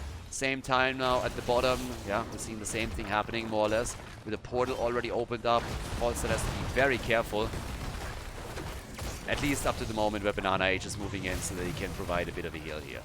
So, yep, there we have it. Starting to go straight in for it. Top side, Leo is pushing this out. He's pretty much alone, but Malthal can of course rotate against him. And off we go. Level 10 abilities are ready, just a bit faster. And there we got the ley line into the Apocalypse together with the last rites. And Tracer heading straight into the sticky bomb. And now the only question really is, Malfurion, okay, Tranquility for him. Could have gone into a follow-up on the ley line by moving in and dropping the Twilight Dream on them. Decided against that. And now that we have level 10 abilities ready pretty much on both sides, the party is really starting up. And that's where you have to watch out for what exactly Chili Mountain is going to try and do. We have no big surprises here. We don't have a shockwave or anything. It's still the Horror Pult for Hogger. Also, Ana not going to nano boost anybody. The kill again, the bot lane against Malfurion though. Nice. They came in and just angled it up. So now a little bit more damage also done in the middle, but not enough. Healing even Leo top side. And here comes, of course, another portal setup, and another objective is going to be announced pretty soon too. But it's really Macke with the 18 stacks. If he can stack properly and maybe threaten Diablo in the late game together with Leo, with Leo's Drain, maybe there's a chance. They got a kill for a kill. I mean, right now it's not looking bad at all. So right now they're still totally fine. And they get a kill against Malthael. That was a big one. And Masquerade gets isolated too. Macke with a perfect gust. And bam, Diablo is down. 3 kills to 1 all of a sudden. Nice. Me likey. Yeah, that's actually pretty cool. And that means 21 stacks for Macke after only 7 minutes. Okay, I like that. Top side, that's where Banana H and Gia are now starting to do their thing. And, well, we got the 16 stacks for Medivh. I mean, Medivh, of course, you gotta keep an eye on that because if he dies, then it's just over. But they are going for the boss down here. Now, both of them are a little bit low, and Hogger is starting to poke around. They might even need some help. I don't know if they can pull that off. There's the shield for Macke. Team. Hello? There's the Eye of Horus. Alright, for just a moment I was like, they are gonna die here. But Ana pops the Eye of Horus, and they are taking the boss. Okay, so they're able to make all of that happen with Chromie on the left side, going for the cam to lock this one in too. I mean, obviously others are helping her, but she prepped it. But yeah, that boss is a nice move that opens up the bot lane a little bit for them. That one got dangerous. I really thought they would die in this thing. I was like, guys, I gotta rotate somebody in, or you do whatever you do, but this is not working. Now the Eye of Horus saved it, but here comes now the level 13 talent. The Giant Killer is in, and we're seeing the Unyielding Despair. And for the main tank Leo setups, we normally get Burning Despair on level 20. So that's normally where you're dropping the Buried Alive as an option. But this is no side lane Leo, this is a main tank Leo, so there you want to have the extra survivability and damage. Nice trap, but here's the APOC combo, and with the Unstoppable, Hogger moves out. So the teams are just trading, Heroics over here at the top lane, but with a nice move from Swamp Grotta blocking the path of Malthael, technically that could have been a kill. That was definitely an opportunity for them. 23 stacks now for Falstad. He has transitioned over to the top lane and is pushing the lane out there as Gia focuses at the bottom of the map. And, well, here we go. 24 stacks for him now. Decent damage. Always a threat towards Diablo. That's something to keep in mind here. If Dibbles is eating a lot of those auto attacks, he's going to be in a world of pain. And this is also a game where I'm really wondering if Make, if it gets to 20, is going to go into the wind tunnel. He has shown a couple of games where he was willing to get to go straight into Nexus Frenzy if they really needed the auto-attack damage next to his side lane clear. And this might be just one of those games. But with the activatable and the Nexus Frenzy, you're just zipping Diablo down after any kind of stun setup or maybe in a tomb. So there's a chance that it happens. I mean, the playmaker capabilities of a wind tunnel are absolutely out of this world, so it depends a lot on the game situation, I'd say. But the option is there. Now, damage-wise, we got 13,000 for Chromie. Falstad, only 5k. Again, he's been mainly sitting on those side lanes. It gets reflected in the siege damage, which is the highest in the game right now, next to Tracer. And Make is still easily making it out here. But the portal gets set up. Immediately, the barrel roll gets the shield. And on 16, of course, is going to get the afterburner, which is going to make any kind of drop on him even more difficult. Now, the objective is up. They can go for the camp again, but the teams are just looking for opportunities right now. Looking for kills, double-checking if they can make a play somewhere else. And I gotta be honest, for Chili Mountain, that's something where they are saying, hey, this is fine. The longer this lasts, the better. Just play it out slow, get the stacks together for Falstad. He's going to become more and more of an asset as the game continues. The birdie gets attacked though. That might be a kill. Ana! Oh, the Eye of Horus again. Holy cow. What a save at the top, and Malthael is down. One of the Eye of Horus shots even missed, and he was still able to get it here. Down at the bottom of the map, the fight continues against the blue team. And the level 16 talents are now ready. There's the portal. There's the ley line. No apocalypse in this case, but they're going for Ana, and Ana is down. Tracer with the play. Well done. Falset is now slowly moving in too from the mid lane. Is trying to help his teammates out. Another bomb connects with Gia, and he is slowly making his way out here. But yeah, it is getting nasty in this game. All right, have a bit of a look here. Check this save at the top lane out. I mean, have another look at this one. So we're jumping to the top lane in a moment, but that's where the attack on the Falstad happens, and then thanks to the kill and the Eye of Horus, they take the kill, they heal their own target. 34 stacks now for Falstad. He's really hurrying this up, and he is doing great damage now on that side lane. But the objective at the bottom gets attacked, so they will have to move back down eventually. The problem is that now Gia goes down. Leo will be back soon, so well, that's a plus. But it also means that there's no need for Falstad to come back just yet. 21 stacks for Medivh, by the way. They might lose that objective now. But at least they're getting damage done at the top of the map. So, yep, there we got it. Quasar, I guess he is going to save that. Do we have another boomerang? Nah, needs the auto attack, and that's all there's to it. So the fort gets taken down. Camp over here gets also taken. Leo is soon going to be back, but I don't think they're going to fight for this. Yeah, they might actually. 3 seconds. Is someone going to channel? There's the channel. Yes, Tracer's coming in. Yes, the APOC as they're repositioning. Objective for now denied. They could still take it here, but they didn't get a kill. Ana goes down. Medivh gets it. The ley line. Wall stun. Falstad. He's dead. And another kill. It's a quick triple kill against the team in blue. Nice. Great setup here. What a beautiful engage. And that one... that definitely threaded the needle a little bit. That moved it. Check this one out. The kill against Ana first of all, as the damage comes in. The ley line sets up another one against Falstad. Diablo got the perfect angle because of it. They kill Leo afterwards too. That means 3 kills. Objective gets taken. The boss at the top bot lane gets attacked. That is a massive step from 30k into the right direction here. They want to bring it to a 5th map. And they're looking better and better. Now we got 6 kills, 2-4, 42,000 damage for Tracer, and with the objective moving in, plus also boss, the bot lane is going to be in trouble. They can push the other lanes too. That was a huge, huge move. That team fight was worth a lot. It was fantastic. Yeah, top lane still gets pressured, so they're starting to do that thing over here. With another quick move onto the fort. In the middle of the map, we're seeing the same thing happen. Nobody's even focusing on the bot lane because they know with boss plus objective, that one's going to fall anyways. I guess you want to try and make sure that you don't lose your keep, but outside of that, those forts don't stand a chance. The one in the middle gets destroyed. They're trying to drop Make, but they can't get close enough just yet. Sleep Dart hits too. This defense is difficult. It's not an easy one. Falster gets attacked again. The slows are super annoying and allow always opportunities for the other heroes. Muradin is able to move away, and the damage on the last rides was not nearly enough to even threaten his life. So they are doing what they can. Gus could be used as a defensive tool here, but as you can tell, this is going to be nearly impossible to hold. That keep is getting murdered so quickly. The Raider is down, but the boss is still up. Leyline Apocalypse, oh my god. What a fail on the Leyline Apocalypse combo. The gust afterwards, but that was a disaster. That coordination didn't do anything. 30k with a big mistake.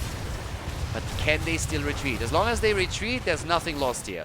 They might have been able to do a little bit more, but I don't think that ending the game here was a reasonable assumption. So they got the keep either way. But have a quick look at how quickly one of those plays can fall apart. I mean, check this one out. The APOC comes out, and then the ley line denies it pretty much. So yeah, that was just unfortunate. They used it at the same time. They didn't communicate it properly.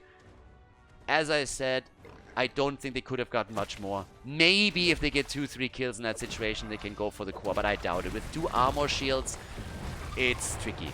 So either way, it's a success. The push was a success. They took 2 of the forts down, they took the keep down, and they are now moving in for another boss.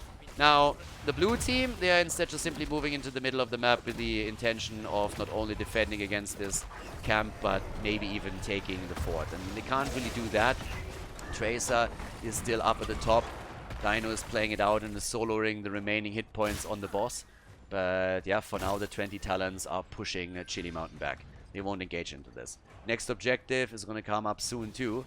And Falstad, now with the Afterburner on 16, has committed to, has his quest completed. But the level 20 is going to be telling. I expect Burning Despair.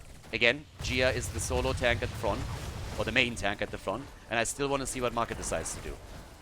Because they are a bit on the defense now. And there's the 20. And he goes straight in for the Buried Alive, and we get the Wind Tunnel.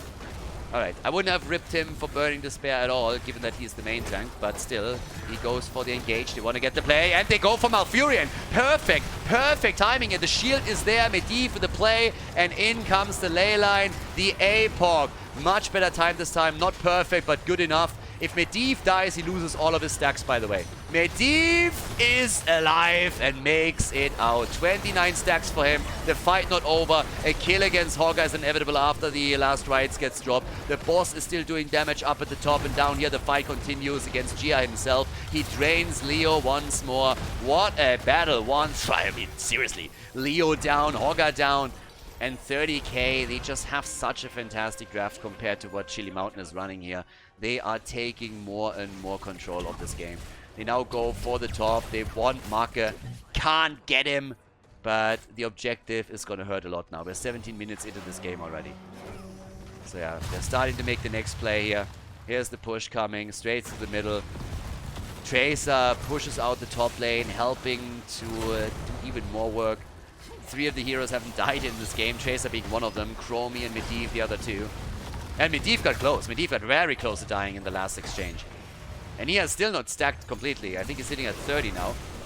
But yeah, they're making the play. Bot lane, of course, is going to go straight for the core. For the end boss. For the raid boss over here. And in the middle, okay, Diablo has to move away through the portal. Top lane keep is definitely going to fall. Here comes the isolation attempt with the gust after the entomb. Wind tunnel gets used. The ley line is ready. Diablo didn't have his ult ready just yet. And here they come with a play, but the keep is going to fall. This is the end. This is a disaster. This is not going to work. No. 8 kills to 4. They got desperate attempts to defend the boss, but the keep at the top has fallen. The one in the middle is also about to get dropped. That's all of the armor shields on the boss removed, and it is just a weak kitten at this point. They're trying to go for kills now too. Marke is zipping from left to right and right to left, trying to survive somehow, but the boss is taking even more damage. Malfurion at least is down. They're going for Marke again. They just can't get him, but they can definitely end the game here. If they right-click that thing, it should be it. 6,000 hit points left. Malthael down. Hogger, Chromie, all are dead. And this is game 5 coming up in this Heroes of the Storm match between Chili Mountain and 30k.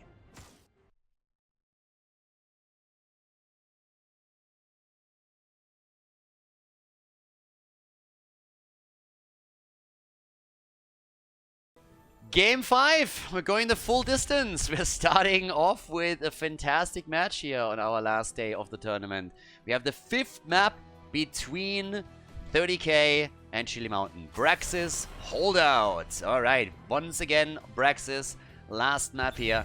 And Anubara gets banned right away. I would bet, honestly, I would pretty much bet all the money that I possess in the entire world that Medivh is going to get banned here. Now, of course, now that I said it, probably he is completely ignored throughout of this. But no, just kidding. I'm pretty sure that we can safely assume he's not going to make it into the draft. Well, banned or played. But there's the Genji ban. So both of these heroes, what are they good at? They're good at traversing lanes. They're moving from one lane to another. They can circumvent some of the debris that is sitting in the middle. And those are exactly those heroes that you want to ban out right now. Everything that is mobile, everything that can make those rotations happen. Of course, you're still a bit concerned about someone like Chromie, about someone like Uther, about maybe Rexa even at the top lane. But again, Genji and Anubara, they have a little bit of a special place here because of how they can play with the terrain and quickly traverse lanes and therefore set a quick gank up. Now, we get Variant banned as well, so that means that both of the engaged tanks that can set up a quick and easy stun are now eliminated, and that leaves us with a ton of options over here. I mean, seriously, you're looking at this one and it's just like, you got Uther up, you have Chromie up, you can go into Rex at the top lane. Again, holding the objective and holding the lane experience. It's not quite as powerful here on Braxis as it is on Dragonshire, but still insanely strong. And I would not have expected to go this to Game 5. I mean, for Chili Mountain, especially given the fact that they are still playing with a sub-player, so apparently Backward hasn't come back yet, but they are doing so well here. Now we got Junkrat, has also a bit of mobility, obviously. Sonya for the top lane, very, very strong solo laner. One of the biggest ones, if not the biggest one in the meta right now. And with that, let's get the next few picks in quickly and see what the blue team can do. This is what it comes down to. The team that wins here advances to face off against the Donuts in the loser bracket final. The team that loses this map is out of the tournament. And, well, there's Rexa and Muradin. So a lot of stuns coming in, a lot of mobility attempts, Rexa for the top lane. And he is insanely powerful here. So the reason why that is, why he's so strong on Braxis Holdout and also, of course, on Dragonshire is because you're not necessarily going to win the one-on-one if you're literally playing against the other hero. But you are definitely taking a big lead over them if you just split your attention between the lane and the objective, because you can put Misha on one of the two, soak the experience, and then hold the objective at the same time. No other hero can do it to the extent that Rexa can, and this is why he's so strong on the top lane on Dragonshire and also here on Braxis. Now, as bans go, we got Tychus eliminated.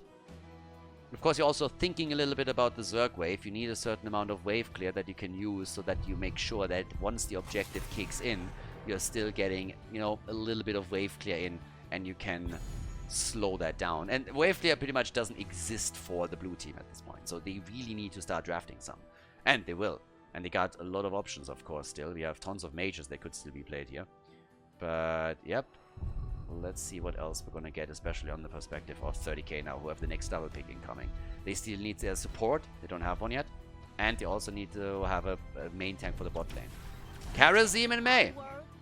For me, it's also a bit of a question if we're maybe even seeing a Zarya at some point for one of the teams. Again, Svamgrota technically could have been one that plays a Zarya. And on Braxis Holdout, because you traditionally have a 1-4 split between lanes, that bot lane with a 4-man around Zarya is oftentimes super powerful and can be played. Doesn't really seem like anybody is locking her in right now, though. So, Mark and Azerite, again, as I said, very clear, super important right now. So, what are they gonna use?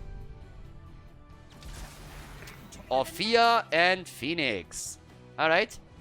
Even Phoenix can play the top lane. I mean, again, in this case you have Rexa there, but Phoenix technically is a solo laner that can work.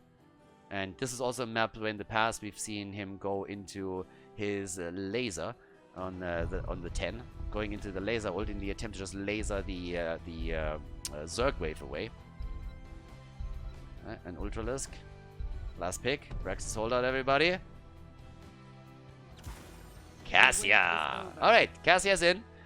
Yeah, stage is set. Final map. Game number 5. Our Heroes of the Storm tournament, the Rive Cup with 2,000 euros on the line continues. Which one of the two teams will advance? We're going to find out right now on the 5th and final map of the Best of 5 series. Game number 5, Chili Mountain against 30k. And we're kicking things off here on Brax's holdout with Banana H on Uther for the blue team. Azerite on Ophia, Gia on Muradin, Svamgrota on Rexa, and Make is playing Phoenix. On the right side of the map, their opponents, they Quasar on Sonya. We got X-Ray playing Karazim, Masquerade on Mei, Ultralisk on Junkrat, and Dino with the stacking around the Lightning Fury on level 1 is playing Cassia, one of his favorites. So, let's get the show on the road. We actually have Phoenix for now at the bot lane. As I said, he has the opportunities or the options to play also a solo setup. They're running straight into the bush at them. Stormbolt connects, but there's no follow-up. Make doesn't make any moves here either. Make, of course, with the warp can also move between lanes a little bit quicker than a lot of the other heroes. And here's the solo lane already set up. Sonya going up against Svamgrota's Rexa, as you would expect. And there's some adjustments on the level 1 now too. I mean, you look over to Rexa and you see the easy prey coming in for him, for example. And Muradin again with the dwarf block, which we already have also seen. Yeah, starting to set up the gank, hoping for Stormbolt into an Uther stun, but they are not getting any of that. So the attempts for aggression in the early game, so far unsuccessful. Both of the team have to play it out in a pretty normal fashion here right now. Up at the top, our 1 versus 1, the Quasar playing it incredibly safe because they don't have vision on all 5 heroes of the blue team, so he expects that the gank could head his way. 1 minute mark immediately triggers an attack on the side of 30k against the camp, but guess who's here? The entire blue team is ready, and this is going to be a fight over this. Sonya at the top is also now going up against Svamgrota, so everybody is trying to steal this away, and there's already the mine set up, but this is looking better and better for Chili Mountain at the beginning of the game. Yeah, everybody gets pooped away, slowed down, and they're stealing it. Nice. Well done by 30k. That was a really, really smart play that they made there. And they control the camp. That was super important. And they get 2 kills, maybe even a 3rd. What a beautiful start for 30k into this game. That was the dream, the absolute dream. And what it started off with is this play. Now check out the mine, first of all, for Junkrat, and then how they played around it to save it. They set the mine early, and then as they moved in, Mei slowed them down. They used all the CC that they had to control the space around the camp, and that's how they got it, and that led to the kills then.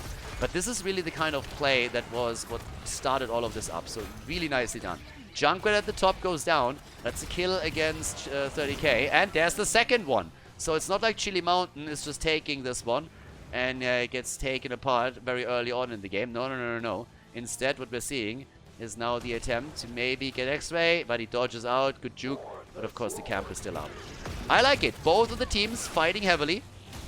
Talent adjustments on level 4 with Reverberation now being taken. So there's that. But yep, so far good to go. Masquerade, they are all still playing around the right side. I mean, look how aggressive they are. They are literally in enemy territory here. Trying to steal the camps, trying to control the objective, trying to follow up on kills. I mean, it is kind of nuts what they are all pulling off here. Another trap set up against Masquerade this time. He is able to get away. Or is he? Another Stormbolt could mean the end of Mei. But Muradin didn't get the cooldown back in time. 38 points on the objective against 14. Both of them fighting for it. Cassia rotating down to steal this one, so there's no big advantage coming in for Chili Mountain. But wow, do we have a fluid game on our hands. Everybody just rushing around here. We got the Hungry Bear in for Misha, and they are desperately trying to get some kills and to set themselves apart. There's a potential kill. Stun into the second follow-up. They heal through Karazim, and Make barely makes it out. Nice. What a fantastic 5th map so far. Yeah, of course, it could have been so much different for Chili Mountain if they were able to steal that camp away at the right side of the map. If not for the nice coordination of 30k, that could have been an easy camp steal, and that would have probably led to a pretty big lead and maybe even a snowball effect for the blue team. Instead, we're still looking at aggression around the objective. 1 versus 1 lane. Misha going down. They're trying to go for Gia here now too. Azerite with a bit of extra damage, and they are starting to hold on to the objective again. Yeah, they're doing some serious work here, and they're putting the pressure on to Chili Mountain. Chili Mountain rotating now down to the bottom of the map. Make gets booped away from another mine from Ultralisk. So yeah, good coordination here.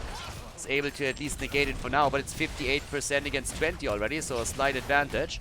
that they're running with. And it's a level 7 talent that we're also soon going to get for the team in red, making their position even stronger.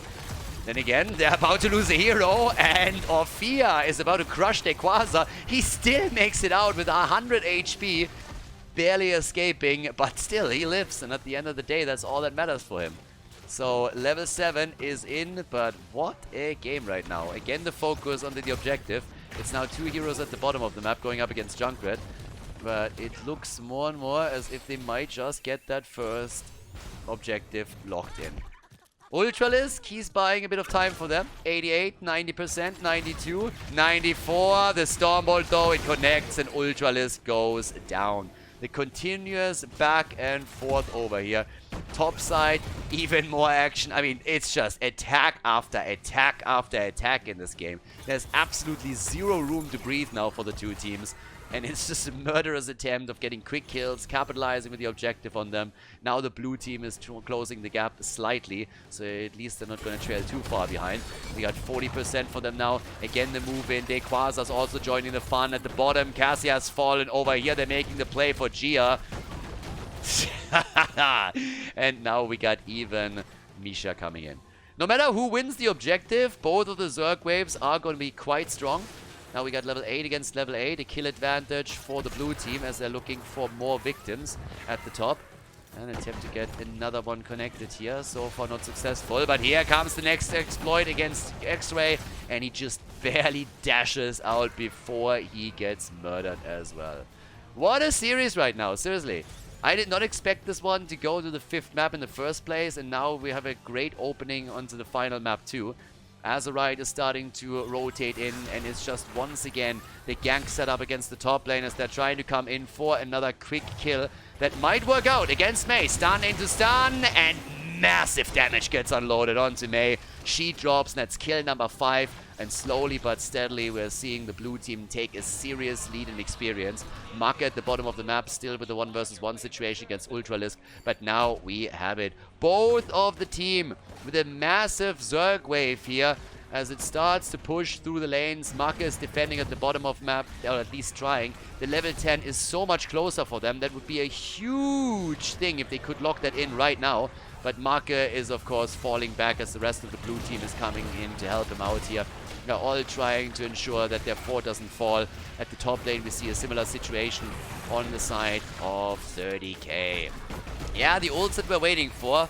There's the salvo that comes in, and what is Uther going to lock in? Hasn't made a choice just yet. Are we going to see the Divine Shield or the stun set up for additional aggression? Both of them absolutely viable here. And the team in red is also working on experience so that they can get their own level 10. I mean, before that happens, they can't really make a move. I mean, the gap isn't big enough to go for the boss or anything like it. But they are now trying to take their camp. And this one could be invaded.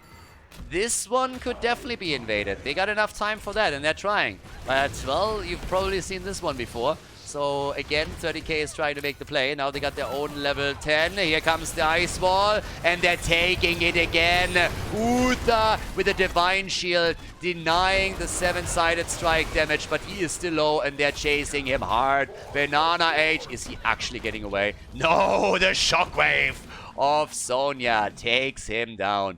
5 kills to 3. And now, are they actually going for a boss? Indeed they are. They got enough tools to control the space with Junkrat and others, so they're making the play for the boss. Even with Gia checking it out, they are not going to stop. And the blue team, they let it happen. Or do they? Yeah, it seems that they do. Easy control. Mei plus Junkrat, they control the space well enough. And talking about Mei, she might be in trouble here. Yeah. Here comes Gia, the first stun, misses, only hitting Sonya. Second one connects too, the ice wall is out, they go for Masquerade. He's trying to slide away, and he's making it work. But at the top, they're trying to go for additional damage. Down here, Gia, 7-sided strike by X-Ray. He's dropping a little bit low, but everybody is coming back for him. And that could be a kill if another Stormbolt connects. Even a body block would work. X-Ray moves out, and Orphea dies. But Karasim has also fallen. That's the support gone. That's a huge problem. Banana H is still there and can heal the team up if given time. Top 4 destroyed by the boss and the camp, so they still need to deal with it. What a game. Back and forth. Kill lead still for Chili Mountain. But they are losing structures. And the objective is coming back up soon, TM. Now, as you can tell, 27,000 for Sonya. Looking really solid here. 22,000 for Orphea at the same time. And boy, are we in for a treat here. Still, even experience for the two teams. They are absolutely dead even. There's still a couple of camps that you could try to go for, that they could attempt to take. But of course, you got to be worried about traps like this one. And you also have to take one of the objectives, or it is just going to be lights out. And they are starting to make their way over towards the top, I suppose. Trying to slowly push into this one. 36 points already on the progress bar for the red team. For 30k. Now, the camp is taken together with it. But down here, the trap is still going strong. And are they going to go for it? Well, the Stormbolt shuts it down. Masquerade eats it and gets stunned. 50 stacks for Cassia, by the way. We're 10 minutes in. It's decent stacking for Dino once more. Junkrat taking the top down here. The beacon is claimed. So again, it's just the ring around the rosy play between the two teams in the attempt to gain access of both. Hasn't really happened so far. But it is still a bit nasty here, because at the top side, Junkrat is now sitting tight. Ultralis, gotta be careful. The rotation is coming his way at the bottom of the map. That's not the only hero that needs to be a bit cautious. Dequaza gets attacked here. They're trying to get onto Gia at the same time now, though. Dequaza with a re-engage, and Muradin is down. No avatar, no nothing. He gets blown to pieces. Bronzebeard Rage on 13. They had an advantage for half a second, but now we got the level 13 talent available for both of the teams. They got 18 points initially on the progress, so at least it's not a total disaster. They even get a bit more here. They're trying to get the kill too, and they might just be able to pull something off against Masquerade. But now that X-Ray is rotating in, they gotta move away. 7-sided, not up, so that at least is a bit of a relief. But as 30k takes control of both of the beacons, your options are starting to get rather limited. So they're now moving towards the top, but they walk straight into this. And yeah, here comes the claim. 88% against 34. It's a bigger gap than we've seen previously. So gotta be super careful now, because this is a lot of snowball potential that could work out here. Whew. Both forts are down on the blue team side. Both forts have been eliminated, everybody. And Masquerade talking about eliminating things. Oh, the salvo doesn't break through the trade. May is still alive. 6 kills to 6. Azerites. He gets out. But they are on the run, and they're going to lose the objective now, aren't they? Maka is trying to escape here. Can he get out? It seems like he just might. No! Once again, the side connect on Cassia drops him. Phoenix is dead. So is Rexa. 2 are down, and 30k is beasting it. This is looking better and better for the red team. What a series, seriously. What an unbelievable series. First of all, the victory in game number 1 for Chili Mountain. Then Berghult drops, has an electricity outage. They bring Svampgrotta in. Chili Mountain nearly wins game number 2. 30k barely is able to decide it in their favor before Chili Mountain takes the lead again in game number 3. And then we have that Medivh draft where CM just messed up in the draft, in the picks and bans. And of course, it's game number 5 that decides it all. And 30k with the momentum that many people expected from map 1 onwards. Here comes the push through the top, and they are trying to go for core with this one. They don't have the talent advantage here, but they got the lead. They want to move on against the Hardos in the next round, against the Donuts in the next round.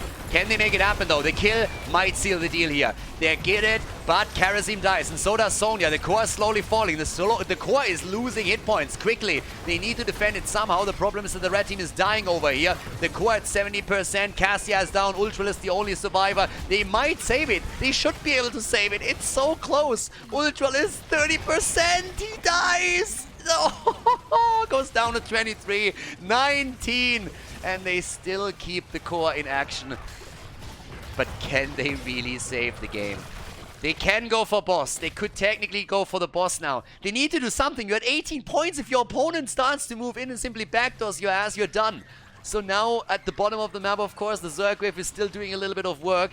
They saved it for a bit longer, but what can they do with this? They're moving down to the bottom of the map, but what can they actually gain? It's another 12 seconds until Junkrat is back, and until the minion wave for the Zergwave is eliminated, the boss isn't up. So now, can you go for boss here? They're looking for traps. They know that boss is, of course, the most likeliest thing to do for Chili Mountain. They have to make some desperate moves happen because they only have 18 points on the core. They need to make some risky moves. There's no other way. But of course, if you make risky moves, you likely get punished for them. Big team fight, Divine Shield on Orphea. They are pushing 30k back as they're going for another potential kill. But Uther dies, so does Phoenix. 2 are down and Muradin is isolated. Gia goes down and this has to be game. They can finish the boss, they can do whatever they want here. It doesn't matter any longer. Dino, he's dropping Orphea too, and this is the end. There was nothing else to do for Chili Mountain. It's the only option that they had. They needed to be aggressive.